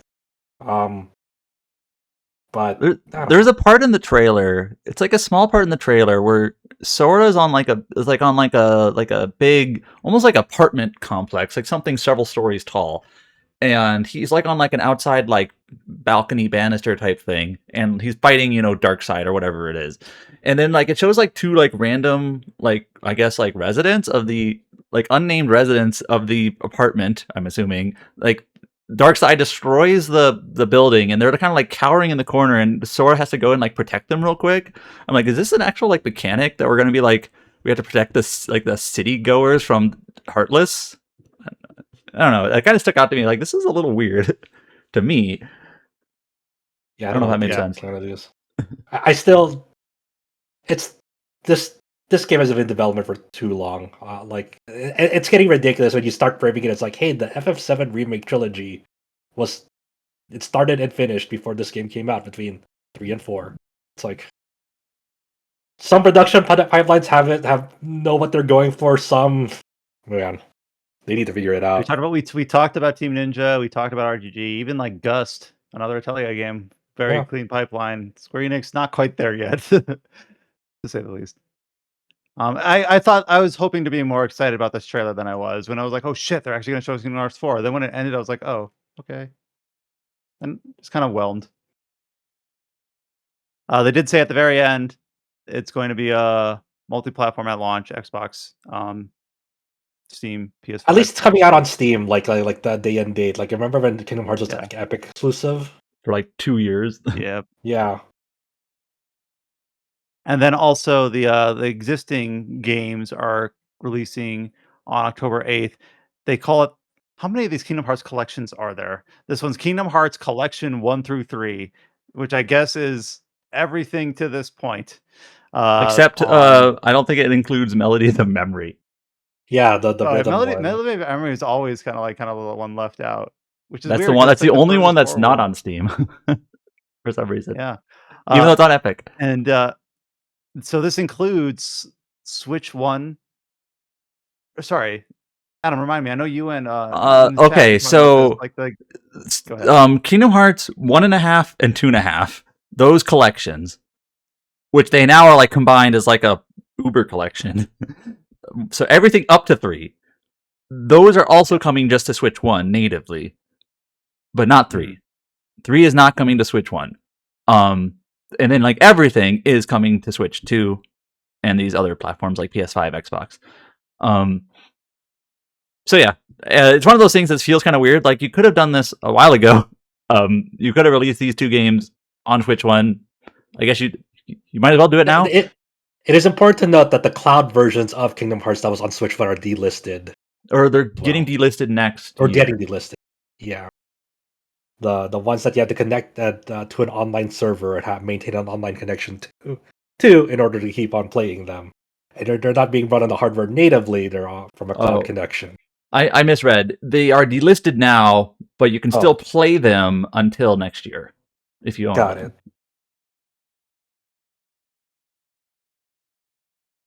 And I did also like the footnote. This is just kind of like an unenforced error, or probably a self-inflicted wound, whatever the term is. Where I guess there was new Nomura art for this new collection, 1 through 3 of all the major characters, and then I guess for the Western art, they wanted to reposition the characters on the art, but because of the way it was laid out, they had to. I don't know how much of this is speculation, but there was like Donald Duck on the Western art. One of his hands has one more fingers than the other hand because they had to use AI to reposition him, and it ended up with a weird hallucination of how many fingers Donald is How supposed to many have. fingers do ducks have? Yeah, it was because in the Nomura art you can't see his left hand. Yeah. So his right hand has 4 fingers. But in the Western box art, they repositioned him so that he's in front and he has an extra finger. And it's just like, this does this really matter? I guess that's more of a loaded question than I thought. Like it doesn't really matter, but it also kind of does, because if you're not going to bother to do things right for the little things, how can we trust you with anything more consequential than that? So it kind of does matter. It also matters, It's like, did Nomura like okay this for you to alter his art like that as well? yeah. So, like, I imagine Nomura is fucking pissed if that news reaches his ears. That's what I think. And the never-ending, decades-long, we got to change the box art for the Western audience for some reason. Even though this is relatively subtle, they're just shifting the existing art around. Continuing on, this is one that I think was a bit unexpected, and there's a little bit to pull on for this one. Muramasa Revenant Blades was shown out in the back half of the Nintendo Direct. This is Adam and I were discussing this before we started recording. It's kind of like, I hope I give this a charitable description. It's like a re-release of a re-release, but each one adds significant content. Like Muramasa the Demon Blade, originally released on Wii in 2009. Muramasa Rebirth was reborn on Vita and then brought to other platforms. And then Revenant Blades is like another iteration of that with even more to it. So Muramasa Revenant Blades is releasing next year in 2027. And then here's the kicker: it is coming to Switch, Switch 2, PlayStation 5, and PC. So a Vanillaware title coming to PC. Oh, this was like secretly the biggest announcement, in my opinion, in the Nintendo Direct. So you're correct. I kind of laid out the timeline in the news post that it really released on Wii. Yeah, and you Muramasa Demon detailed it out very well. Thank you for making my job easy. Yeah. So this was always exclusive to Wii, and then also exclusive to Vita through Muramasa Rebirth. And on Vita, it got additional DLC episodes in that release. I might be misremembering, but wasn't when the Vita version of Muramasa revealed, wasn't what was eventually DLC meant to be just part of that like base package, and then it like got delayed into DLC? Am I crazy? Because I feel like no, you're not crazy, James. Yeah. I think you're right. I think that was the plan, but because I don't remember paying for the DLC or anything. I remember they just like gave it to you. No. You did have to pay for it. It was I think it was like $6 a character or something. So it wasn't very expensive considering what's a whole new campaign for each of them. But I do, They come out very slow. It took like there were bundles of it. Like when Muramasa Rebirth, like eventually when all those episodes came out, there were definitely bundles of like, hey, you get the full game and then all the DLC, and they usually came on discount together. But that's besides the point. So yeah, Muramasa Revenant Blades is a re-release of Muramasa Rebirth, but it bundles everything together with that base Muramasa game along with all the DLC episodes that the Vita version got. But they are not that. But in Muramasa Revenant Blades, it is all together. You don't have to pay anything additional for everything in that regard. I was gonna say, one of the things that is different about this thing is that it's actually dubbed now. There's an English dub. Yeah, I was gonna get to that. Yeah, yes. Yeah, you ever played it originally? It was not dubbed in English, so if that was one of your complaints, you can finally play it. They're basically relocalizing it, which is this is gonna be its second relocalization because they also relocalized it between the Wii and the Vita version. Yeah. So I've had some people. Again. Yeah, I've had some people say, "Hey, why are they retranslating it?" It's like, man, usually it's the case where the localization company is the one that owns the scripts.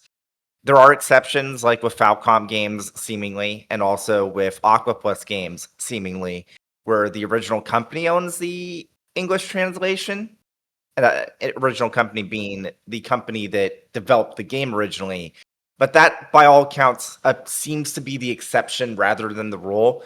Case in point, at Tokyo Game Show 2 years ago, I talked with some NIS folks and said, "Hey, why don't you guys do the Switch releases of the Utawarerumono trilogy?" And they said, "Oh, well, Atlas owns the translations, right?" And I had to tell them, well, you do know that Shirobun used both Atlas's scripts for Mask of Deception and Mask of Truth, and your guys' own scripts for Prelude to the Fallen on the PC version. So if you weren't aware of them working with you, it seems like Aquaplus owns script.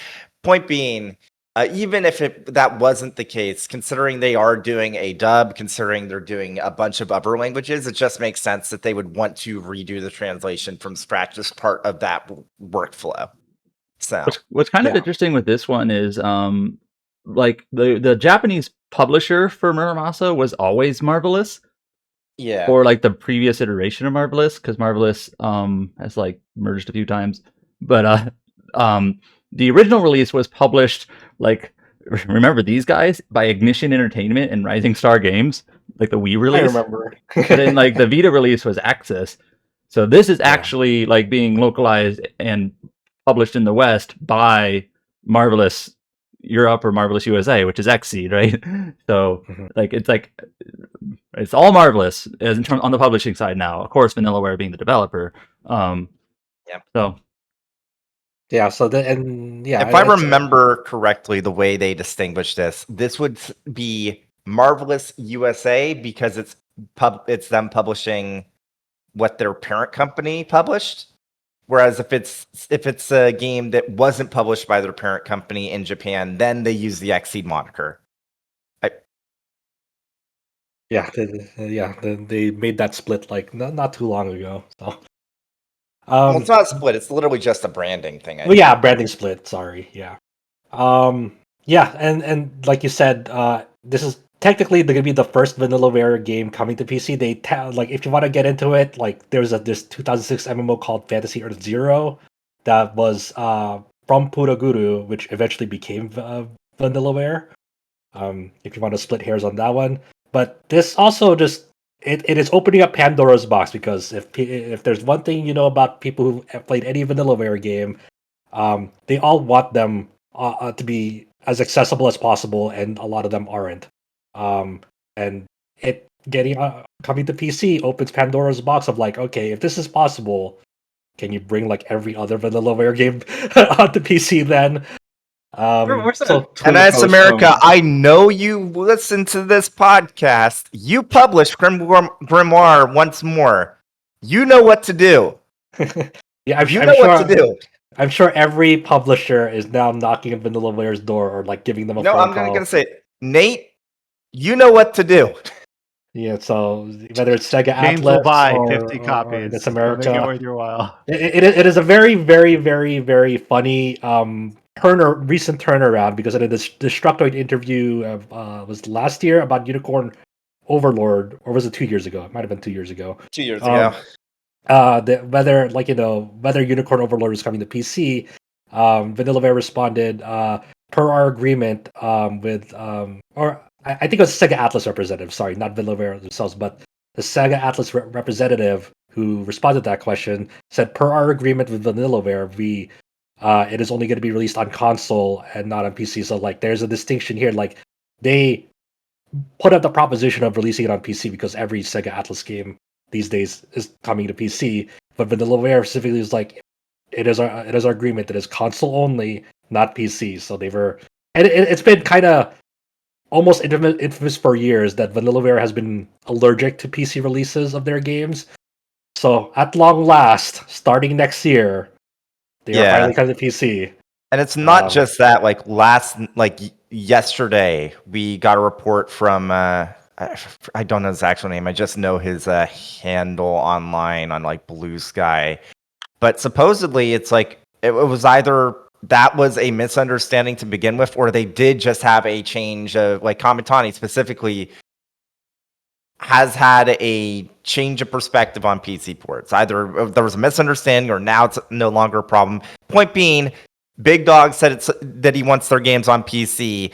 Go, go, go, go, go.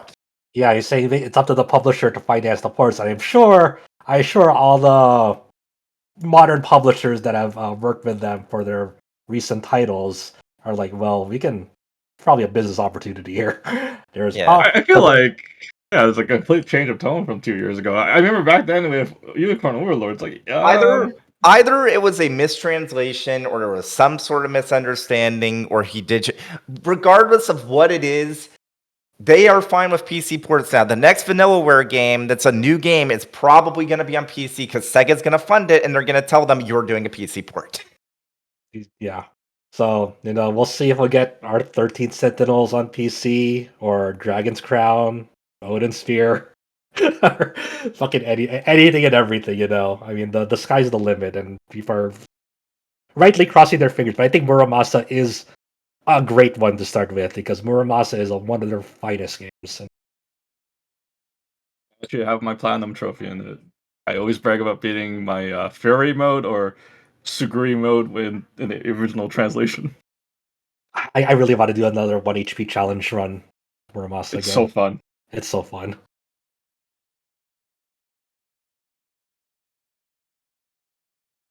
Another announcement from late in the I believe this was the Nintendo Direct. I think they're a bit surprised to see this again across the weekend because announced a couple weeks ago. I think we talked about it before you guys left for SGF.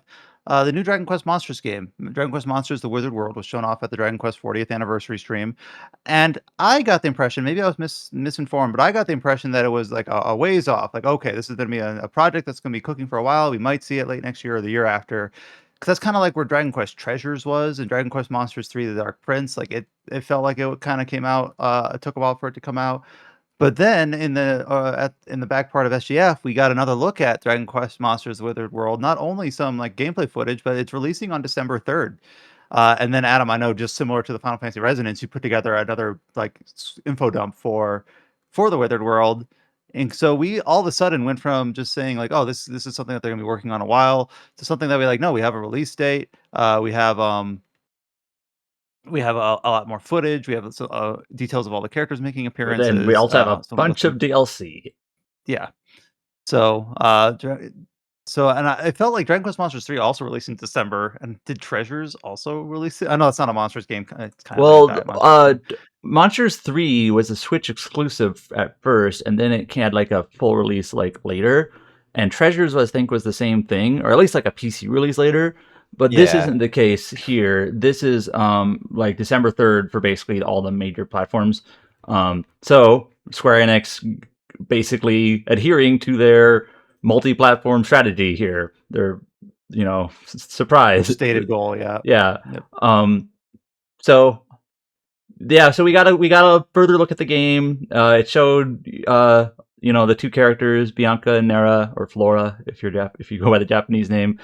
We do get a look at Deborah, however you pronounce it, is in this game. Also, she is not playable. Like, there's literally a screenshot that shows like you choose between which of the Bianca or Nera you want to play as. And it kind of feels like it works like Treasures, where you just pick one of the characters and you can switch whenever you want. And there's no functional difference between them. It's just who do you want to control. But yeah, Deborah shows up as sort of like a side character in the game. And the premise of the game is you're like trying to like seek out, like, both of these girls' fathers are sick, and you're trying to go like to this Witherwood kingdom to find like a magic plant. So that's kind of like the base premise. And yeah, it kind of shows all the different like monster stuff that's similar to Monsters: The Dark World, where you can do the fusion. There's apparently like a season system, day night system in the game. I assume it'll be broadly like similar in structure. We posted this on socials, and I noted this, and a lot of readers also noted this. There's a lot of DLC available for this game at launch. It's like $35 worth, and some of it's like not just like cosmetic stuff. It's literally like stuff that make you catch monsters more easily, or like a mini game that lets you earn like items and crafting and experience points. There's also like cheat DLC also, which kind of feels a little bit scummy. Not that I know everything has DLC these days, but That it's all doesn't feel detailed. good. That's like a day Yeah. one thing, and Yeah. and that's just like, and it's like a big part of like the news about it. Like, is like one of our big pillars of it. So hopefully, I mean, I'm sure the game's totally gonna be fine without it, but it's just like it doesn't, not great. But okay, big question here for Dragon Quest V knowers, ball knowers. Bianca or Nera, who are you controlling? I have no idea. You don't know you're gonna control Bianca or Nera in Dragon Quest Monsters? Because I have no idea what I'm playing. I have no idea if I'm playing this game or not. But if I What do play the- it, I'm always a Bianca stan, okay? There you go. Bianca It took is a while, more they of got the answer. Bianca's more like the tomboy, like adventurous, rambunctious one. So she feels like she has more of like protagonist energy. I don't know. Than Nera, who's more like demure. Yeah, she's more like the princess type. Yeah. So I'm sorry. The Yeah, reason what why is I'm it? kind of confused, I was like reading a manga at the moment, and then I was like thinking, I always like get them mixed up with their Japanese names, like Flora. Is it yeah, Flora? Nera is Flora. Yeah, Same person. Yeah. yeah. Yeah. But Bianca's not changed. But I'm always a Bianca. I always pick Bianca in every choice. And did they show was the first girl Deborah. Deborah, yeah, Yeah, Deborah? she's they not showed her a bunch. playable. She's just there. She does stuff, Yeah, I guess. gotta be the antagonist energy. Adam, or Bianca or Nera. Bianca, like I said, I think her personality feels more like main character energy to me. These guys are my guys. That's why I'm doing Bianca as well.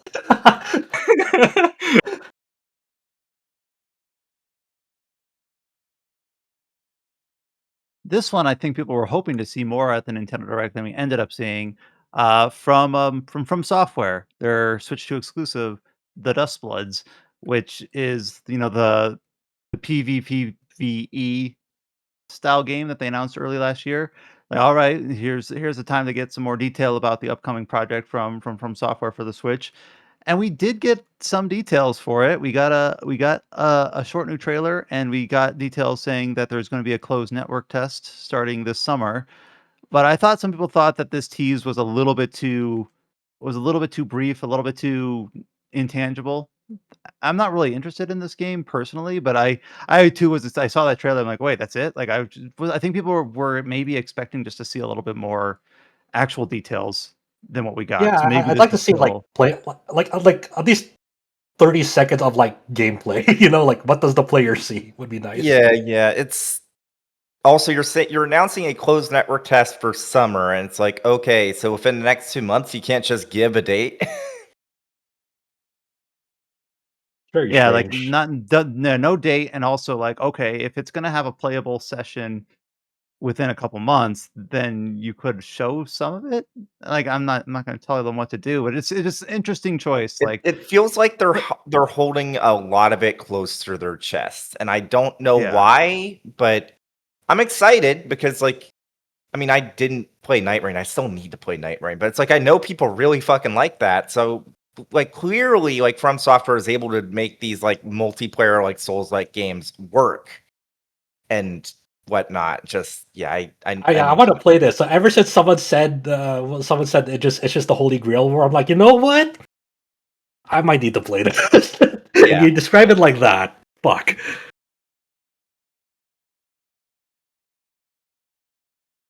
all right. I think all the rest of the headlines that we have listed here are effectively ports for Switch 2 or related to ports for Switch 2. If I missed something, please interrupt me, but let me just kind of go in order here. We have Lies of P Complete Edition is going to be releasing on Switch 2 in August. It'll get a physical version in October. It includes the prequel DLC. What was that called again, Adam? Overture. That's what Overture. it was. Yeah.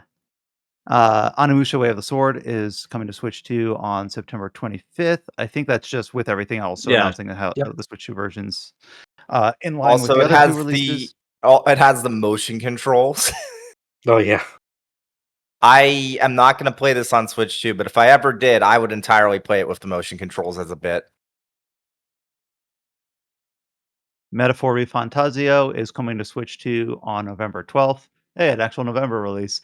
Uh, and that's just a straight up port, not a gold version. Nothing different about it yet. No new girl at this point. But Metaphor will be playable on Switch 2 Well, people um, finally in pick it November. up that were waiting to see if it was going to get DLC now that the Switch 2 version is coming out 2 years later with no DLC. No, Mhm. no. I'm We're too still busy waiting. with all the other releases. Yeah. Let's see. Stellar Blade is going to launch this year on Switch 2. We talked before. Well, you guys were at SGF. We talked about the Stellar Blade Blood. What Blood was the Rain. Blood tagline? Rain. Rain? Blood Rain. I'm like Blood Tag. Blood Rain. So no announcement for Blood Rain for Switch 2, but the original Stellar Blade's coming to Switch 2 this year. I did have that. The chance of Blood Rain coming to Switch 2 probably higher now. Yeah. There were two other Switch 2 ports that weren't in the Nintendo Direct directly. One of them we talked about already, which is the original Wolong. We talked about that with the sequel. And just before the Nintendo Direct, Square Enix announced that Final Fantasy X and X-2 HD Remaster is coming to Switch 2 on July Yeah, that's 23rd. right. Randomly. And of course, Mikhail is like, does it have an upgrade path? Does it have like save data transfer? Does it have a discount? And the answer is no, no, and no. It's just a standalone $50 port,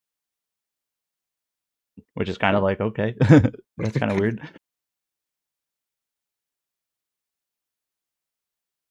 And I think that covers for the Nintendo Direct. So that was a whole lot, man. I think there's like 20 links here in a row from Nintendo Direct. Yeah, I'm looking at our So- podcast document here, and our Nintendo Direct section is like as long as our podcast document is just on any other week, if not longer. On a long podcast. Yeah. We're not done. There's a few other like showcases and whatnot that had some announcements that I think are interesting. Yeah, so this one I think I'm pretty excited about. I think a handful of people on our Discord shared some excitement for this. This was shown off at the PC gaming show, right, Adam? I think so. This next thing. All right, so they're all blending together. It's been less than a week, but I'm like, what stream was that one on? This one is from what I can tell, a new developer called Flyos. It is a new game under the Vampire the Masquerade label. This is Vampire the Masquerade Eternal Whispers. Just to state it clearly, it's a Disco Elysium like. So a CRPG with a narrative focus, with the scrolling text on the right-hand side. And this one, it feels like when Adam and I were discussing this after it was announced, Vampire the Masquerade, in terms of video game adaptations, has always been a little spotty. Like even Bloodlines, the original, was not a great release. The studio never didn't even really survive the release. Bloodlines 2, we talked about in the past, did not launch to the level that it was originally hoping to be. There are a few other narrative RPGs that were dotted here and there. None of them made a huge splash. But this game just feels like a tabletop RPG being adapted for a Disco Elysium like. Seems set in the world of Vampire the Masquerade. This seems like it's a really cool fit. What we were able to see here showed a decent amount of gameplay, showed a decent amount of just like art and themes. Just seems like hell yeah, this is something I'm pretty excited about. Yeah, like so I was invited to go to basically go to a studio, and not a studio but PR office, to like get a look at this game and talk with one of the creators behind it. I still haven't written that up yet. It's kind of on my backlog of things I need to do. But when I was invited to this appointment, I saw that it was a Vampire the Masquerade game, and I was like, okay, we're interested, sure, we'll see what it is. I was kind of expecting more of like kind of like a adventure, like narrative dialogue type game, like more like third person, maybe very light RPG elements and things like that. Because there's been a handful of those sorts of games in the World of Darkness. But no, like I saw that this one was like a CRPG, like top-down isometric perspective, and explicitly inspired by Disco Elysium. Like they're not trying to hide it. Like, yeah, we think this fits. Like there hasn't really been a World of Darkness game like that. Like there were a couple of the Werewolf Apocalypse games we talked about. There was that newly announced Hunter the Reckoning game.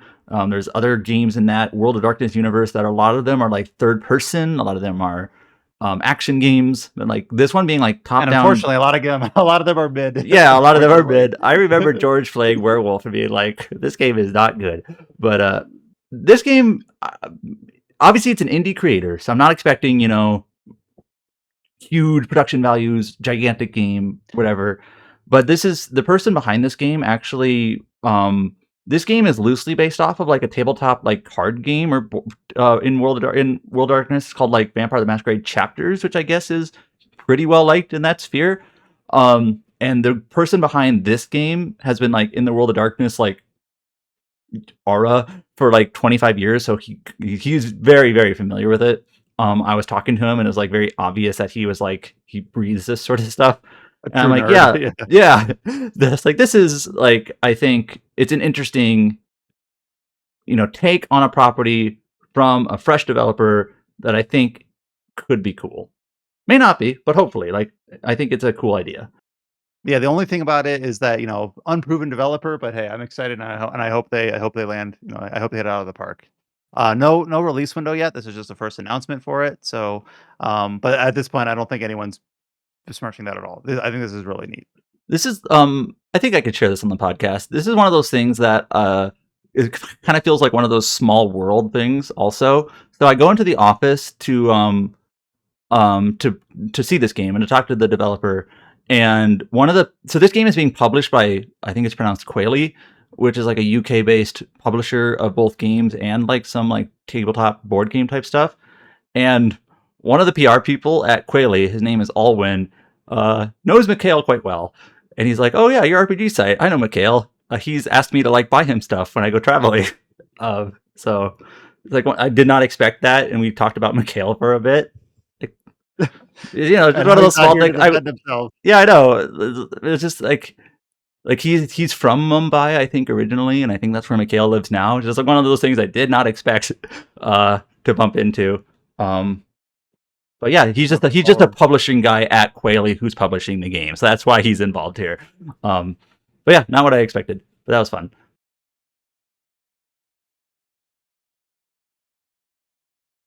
This one is another. This title has a lot of interesting context behind this announcement. The announcement on its face is that Expedition Samurai is going to be releasing in early access this summer, and we have an announcement trailer and details about that game. Why this is interesting is because Expeditions is a series that used to be published by THQ Nordic and developed by Logic Artists. A couple years back, played Expeditions Rome based on just good word of mouth. There's also Expeditions Vikings, and I think one other one I'm forgetting. Kind of like a hybrid between CRPG and like resource strategy game. Uh, and I thought that Expeditions Rome was pretty good. I think I pushed it to be in the Yeah, it was top in our top 10 10 that that year. year. Yeah, I think it was Squeezed like in. the de facto 10th place. I liked it a lot.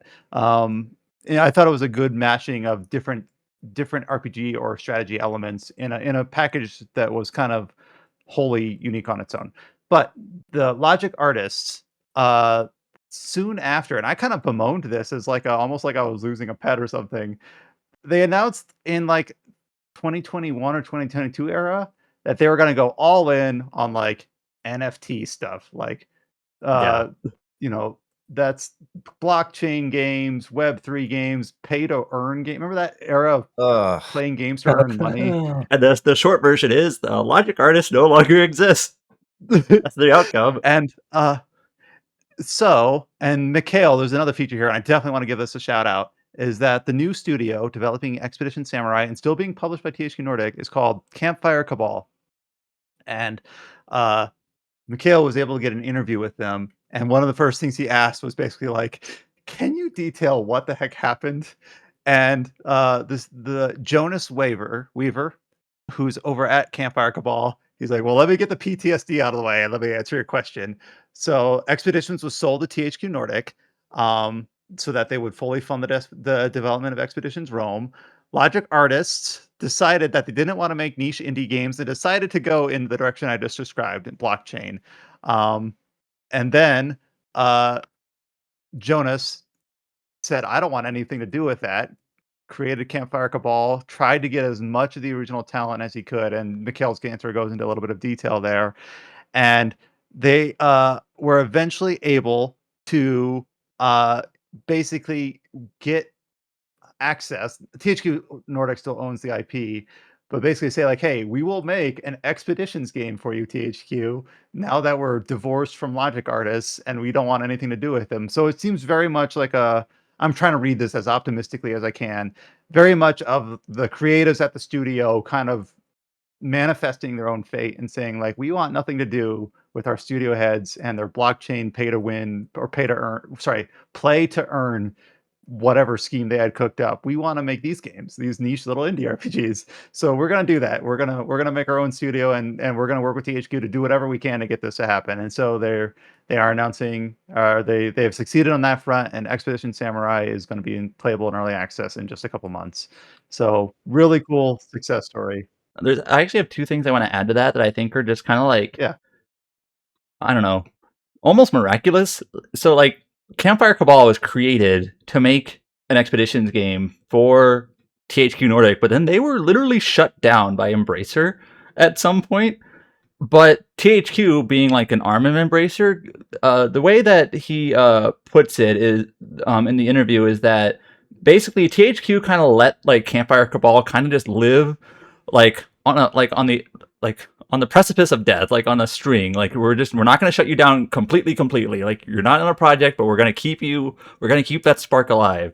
And then We're gonna keep the lights on. right, and like eventually, even though the studio was like shut down, like years later, they were able to basically kind of revive themselves and get funding. And he even says like they tried to hire back as many people as they could from Logic artists who wanted to work on this game. And kind of honestly admits like we couldn't get everyone. Like just the way the world works, the way lives work, people's what they're doing, couldn't get everyone back. But we got as many people back as we could. We've been revived by THQ after we were shut down by Embracer. That now this game is a thing.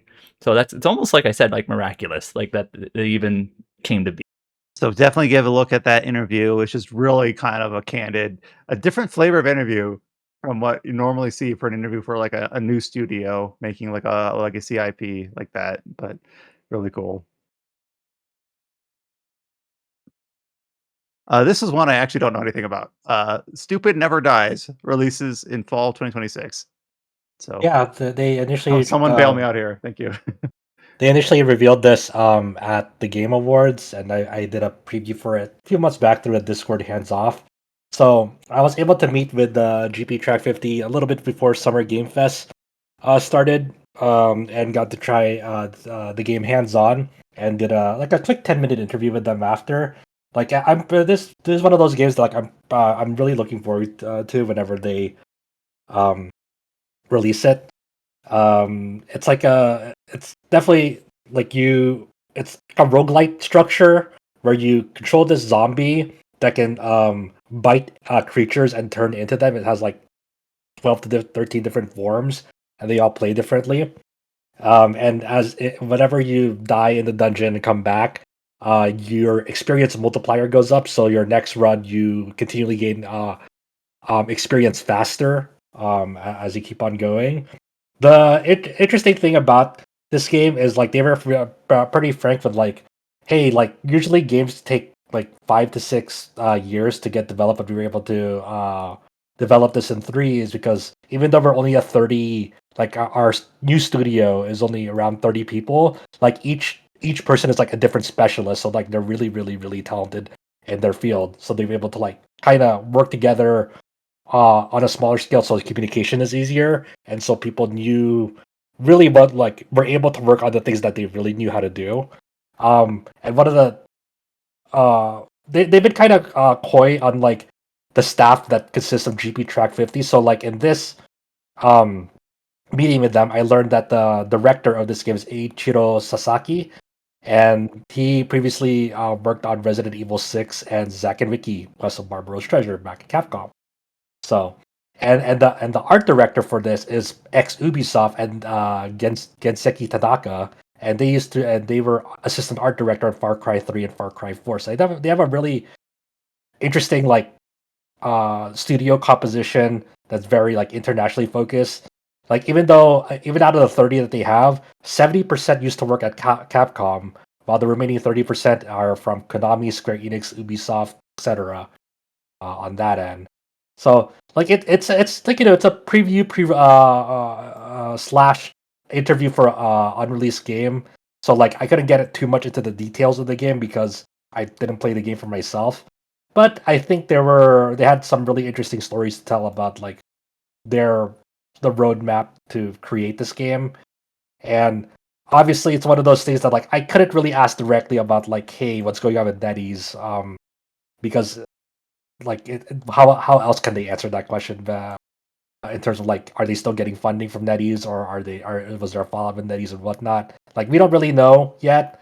Hopefully this game will do enough that they are able to continue creating games with the same staff that they have and not meet the same fate as like Nagoshi Studio or the Visions of Mana studio. So it's like one of those things that you couldn't really ask because how else do you expect them to answer in that regard? So hopefully they're doing well. Hopefully the development team is healthy and they're able to ship this game, and hopefully it does well. I really want to play this game.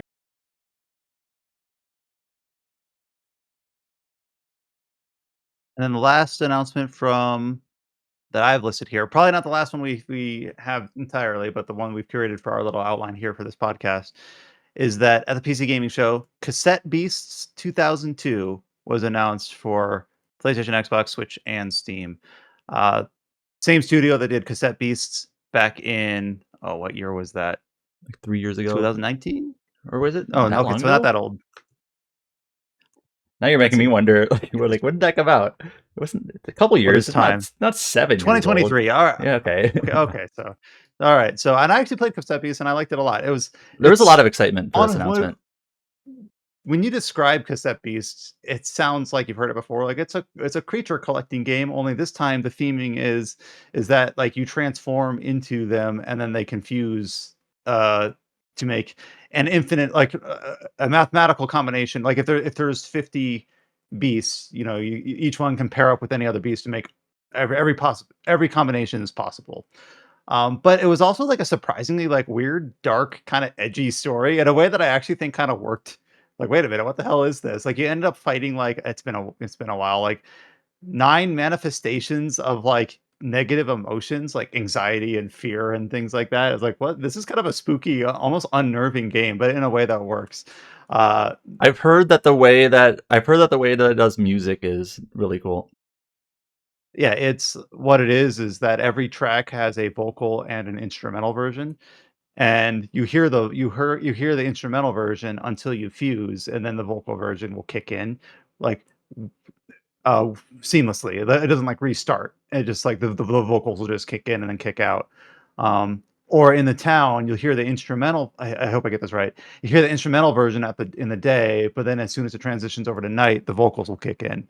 It's just really kind of a cool. I think I talked about it on that year for the best soundtrack because it was just kind of inventive in the way it did things. So cool game. Cassette Beast 2002. I saw someone joking like, if it's 2002, shouldn't they be compact discs beasts or something like that? CD beast. Yeah, I think the main reason why it's 2002 is it's a reference to like Pokemon Ruby and Sapphire came out in 2002 in Japan. So, Oh, okay. This one doesn't have a release window, but they're just announcing that they're working on it for those platforms that I mentioned, basically all current platforms. It doesn't really matter, but it leaked ahead of time on their own channel, and we posted it, and then their publisher was like, "Please take that down." We're like, okay, but they leaked it. It's not like we did anything nefarious to get access to. They're like, hey, look, someone posted this. Here it is. It's like, Yeah, no, like I said, it doesn't really matter, but it's yeah. kind of amusing. But yeah, it's announced now, and we're all excited for it. All right. I think at this point, before I forget, I'm going to make sure I wrap back around to other features on the site. Of course, we've talked about a handful of them in passing as we've gone through the news stories and the interviews and things like that. But just to make sure they're not lost, at least shout out the ones we didn't get to. James, you have a review up finally for Utawarerumono Past and Present Rediscovered. So I don't know. Oh, you kind of already talked about it like before SGF. I don't know if you had any final short statement about it or anything. So last time I talked about it, I mentioned that I was waiting for the other shoe to drop for the story, and unfortunately, without going into spoilers, but I feel like anyone that was already familiar with Utawarerumono before even like Monochrome Mobius released, and we knew what the premise was, the one concern everyone had was, okay, this is a weird integral thing. There's characters in this that don't show up in the rest of the series. How do you square that circle? And yeah, what people are worried about is kind of what the story is. And it's like, it's fine, but in the end, it doesn't change anything substantially in any meaningful way that we already knew about the state of the world. So them saying, oh, it's the finale to the Utawarerumono series. It's like, no, it's not. Mask of Truth was. This is just the best way to put it is that it's trying to be a Steins Gate Zero for a franchise that did not have room for a Steins Gate Zero.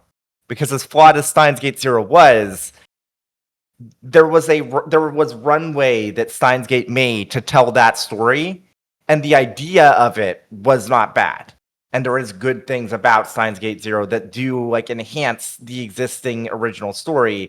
I don't think I can say that about this. It's not a bad story. It's just like an empty calorie story. I don't know if this is a correct interpretation at all, but I'm like, it's the Hobbit 2 movies of stories. Yeah, it's like I've gotten some flack from people for saying I don't feel like it kind of justifies its existence. It's like, oh, well, you said that the RPG itself is gonna. It's like I think you misunderstand. I feel like they should have made something entirely different that was separated from this, because the game itself is good, but the story is kind of nothing. But yeah. But you do have a final review up on the site for Utawarerumono Past and Present Rediscovered. So if you want to hear further thoughts on that or see if they align or differ from your own, if you've been playing it, go check that out on rpgsite.net. This one's kind of following up last week. So last week, of course, while you guys were at SGF, we talked at length about the then just imminently announced Final Fantasy VII Revelation. Of course, there was the direct announcement at SGF about it, and a pretty lengthy, like that they spent a decent amount of time at the end of the show on that. And then, of course, Square Enix went the rounds and had multiple interviews and press opportunities across different outlets. And Hayes was able to put together an interview with Naoki Hamaguchi about Final Fantasy VII Revelation, about the story like divergence, about the characters like Vincent and Sid, and all sorts of other details, trying to tease out as much as we can about where this game's going, how is it going to conclude.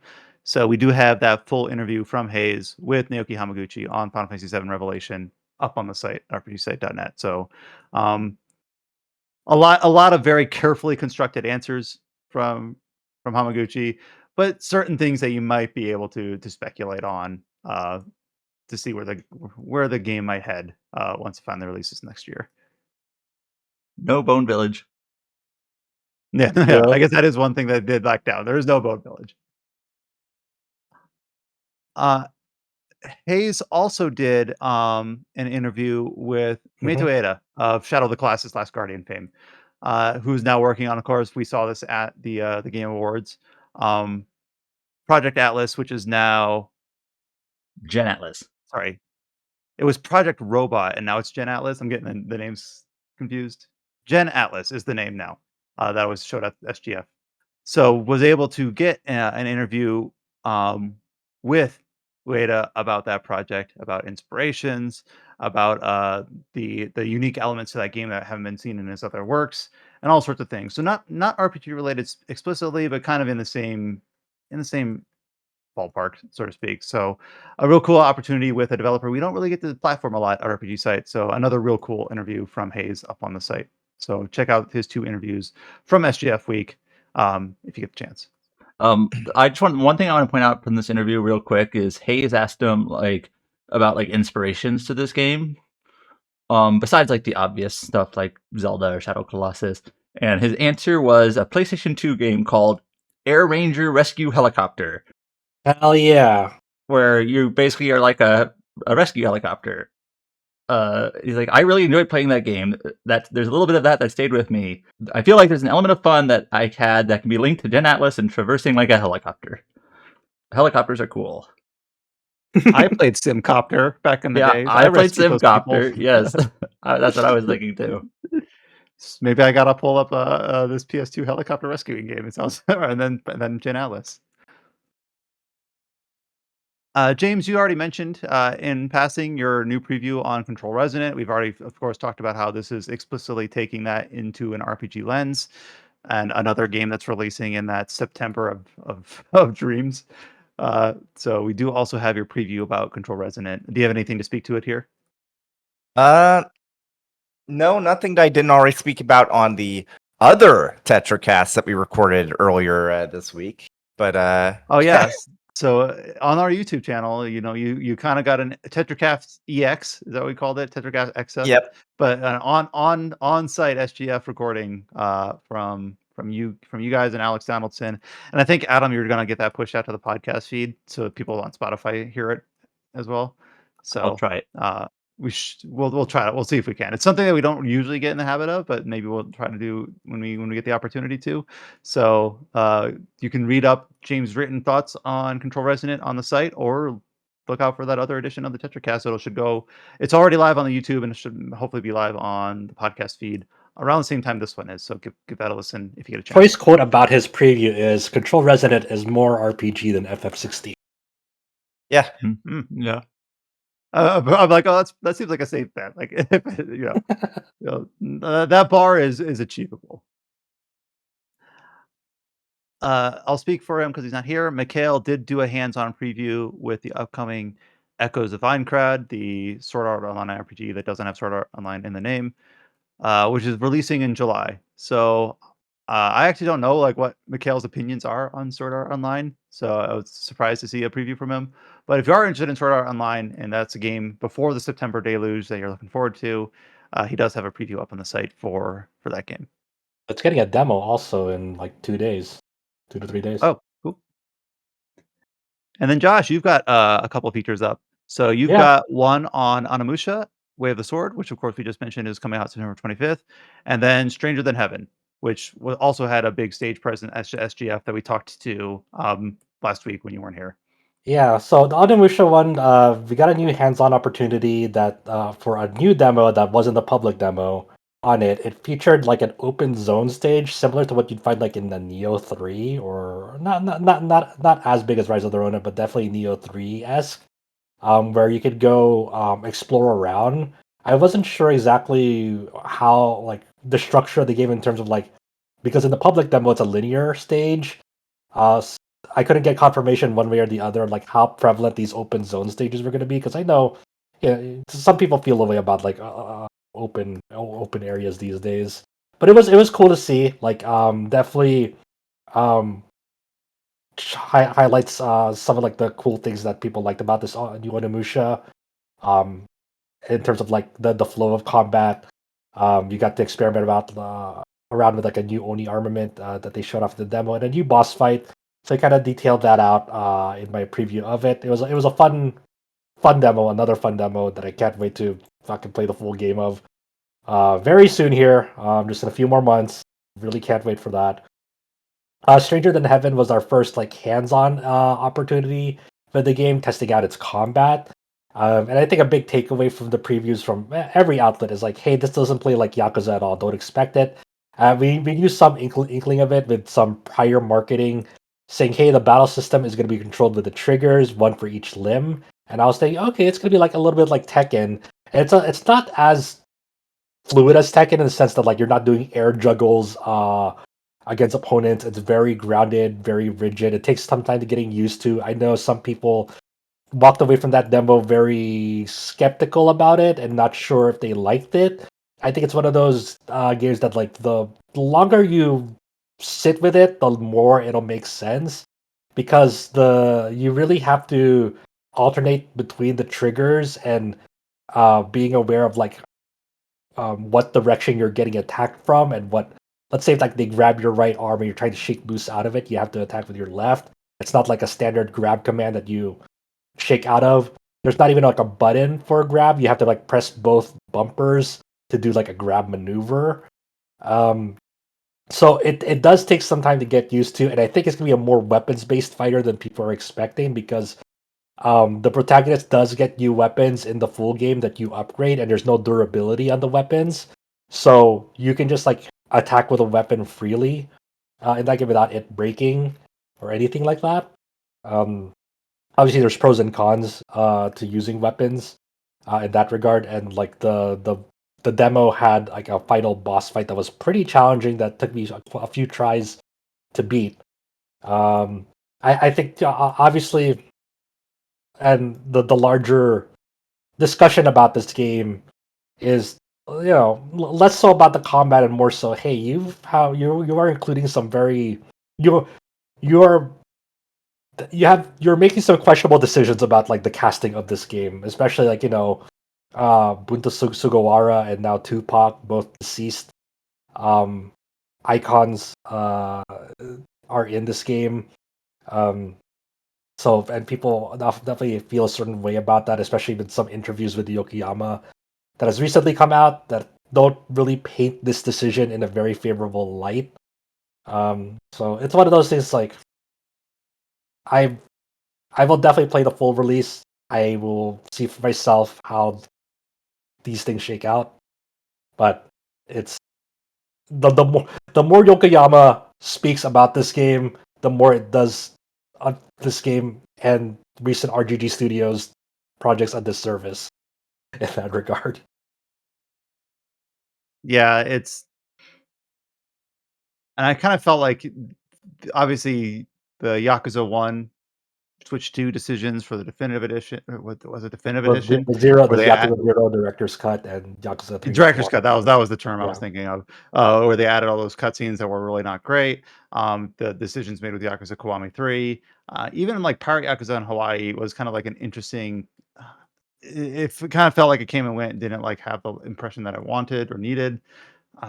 Not sure. It just kind of feels like they're prioritizing these cameos in a way that they kind of have before, but to a greater extent than they ever had before. Is my feeling, especially Mm. when you bring back people who are long deceased that have, I don't know.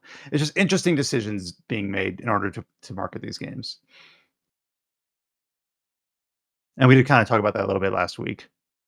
Yeah. But yeah, but I do agree that on a gameplay front, speaking to that when your preview went up along with other outlets, a lot of people really saying like, "Hey, this combat system is pretty neat and pretty different." Um, and a lot of people showed us some genuine excitement for just simply how the game plays and what it offers on that front. So I'm really excited to see that. It's so hard to like it's definitely difficult, arguably impossible to separate like just talking about the gameplay versus everything else Yeah. surrounding doing. It's like it sucks, man. It sucks.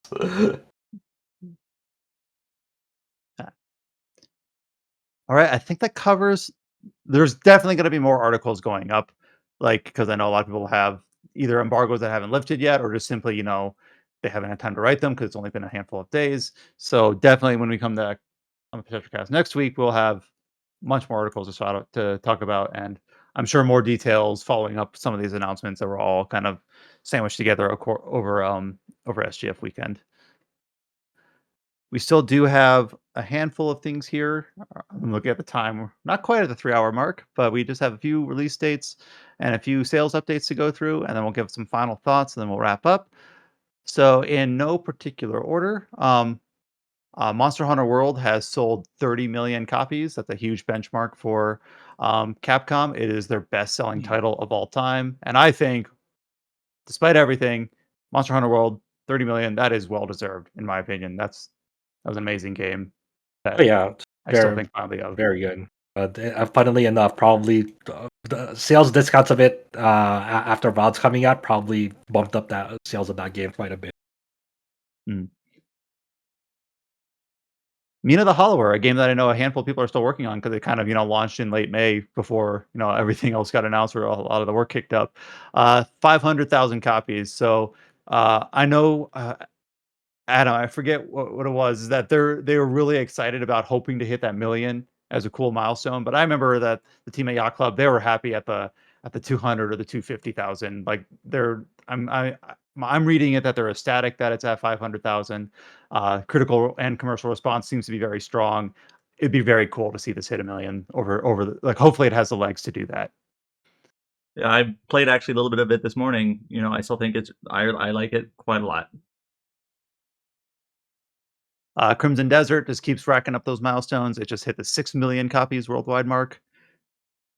That's crazy, man.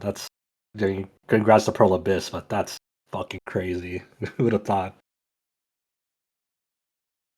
Disgaea 5 Complete has sold over 500,000. That seems pretty high for a Disgaea game. So that's really cool. Specifically, I believe that's 500,000 outside of Japan. This Yeah, is that's the way this it's is phrased. this is grabbed from a Japanese interview that Kite put up for us, and also kind of drawing a line between like this sort of push from NIS America also led to NIS America getting Falcom games like starting at Cold Steel 3. So there is a line to draw there. Okay. And then Gothic 1 Remake. which we talked about very briefly last week, has also hit the 500,000 copy mark. It seems like it's done very well on PC, especially in like European countries, like in like French and Spanish and German like player bases. So really cool, and we'll talk about more of that next week. I'm hoping to have a review up, so we'll follow up on that. A couple other release dates that didn't really quite fit anywhere else that we'll throw here.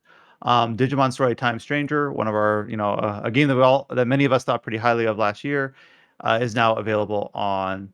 No, Um, the sorry, demo is demo. available yeah, for Switch too. yeah. So yeah, it just says Digimon Story Time Stranger, Nintendo Switch 2, and Switch demo. So demo is like the 10th word in that headline. Oh, demo.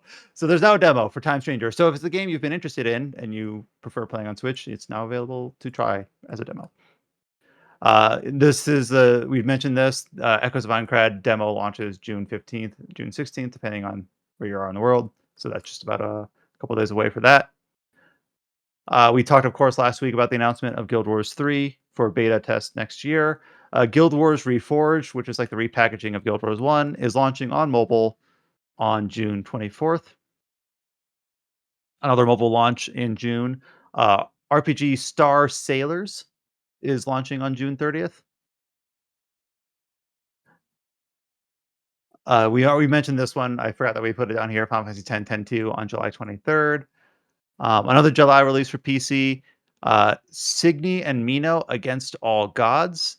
So I don't know if we've covered this one in the past. It looks like it was re-revealed back in 2024.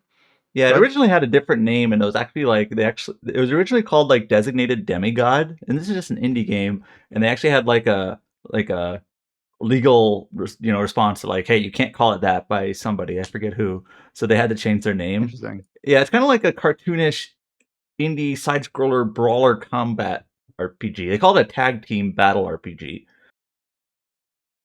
Speaking of Trails, and NS America, Trails from Zero and Trails to Azure are going to be launching on PlayStation 5 and Switch 2 on September 10th.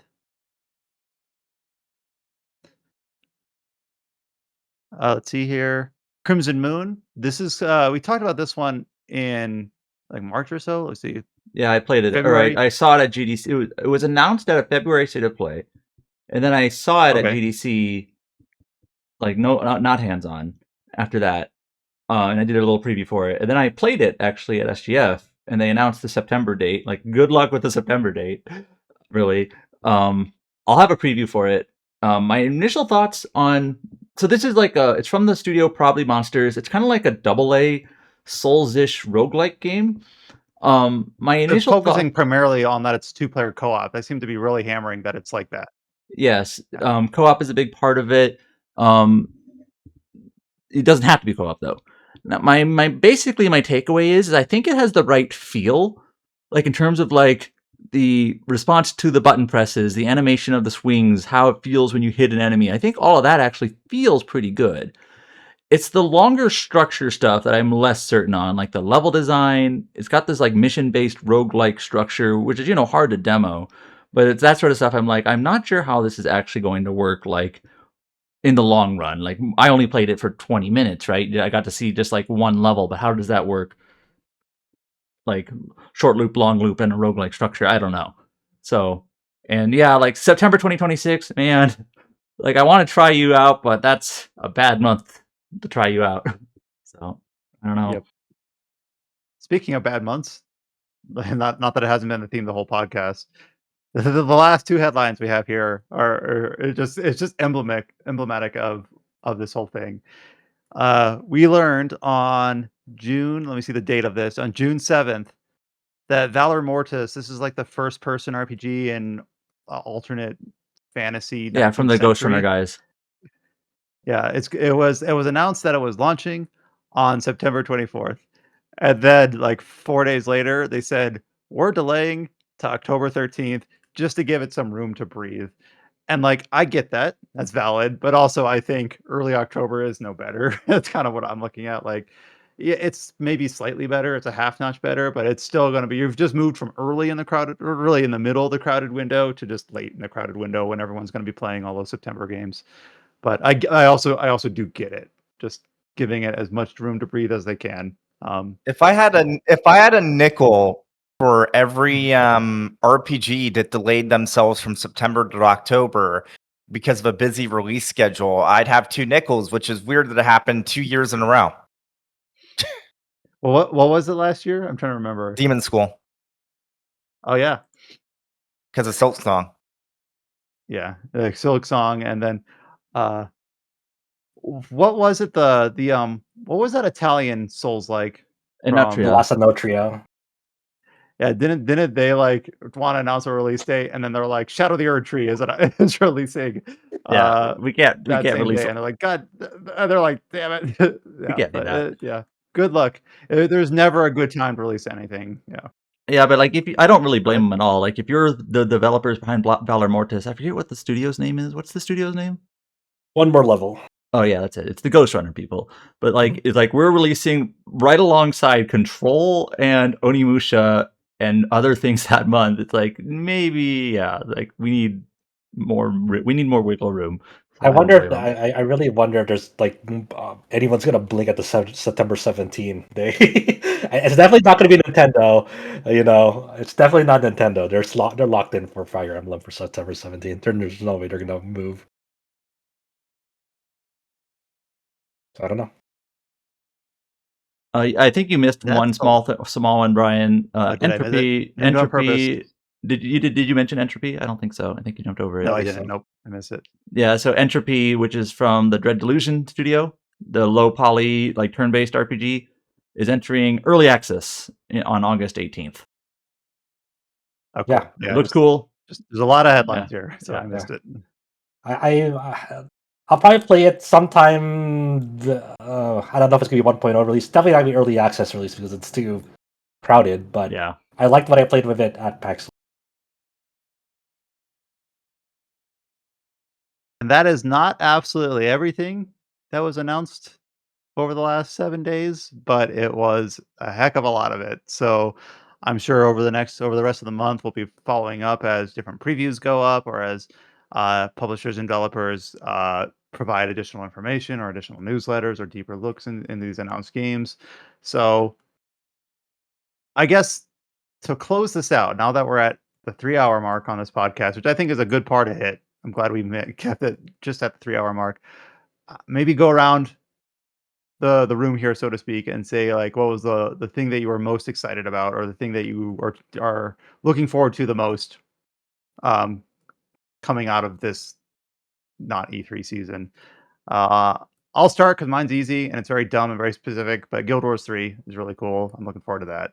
It would be cool to see new blood in that space and to see if an MMO can still work and be successful, like a new MMO in the landscape we are in now, because it has changed so much in the last 15 years. How about you, Adam? I think the most Not to put you on the exciting, spot. the most exciting and interesting announcement for me is actually Tales of Eternia. And I know maybe on one hand that kind of feels boring because it's like a known quantity. Like, don't you want to be excited for interested or something new? But I also feel like this industry oftentimes, not always, because we do see a lot of remakes, but there's always the thoughts of like, just kind of like, what's next? What's next? You launch a game, kind of forget about it. What's next?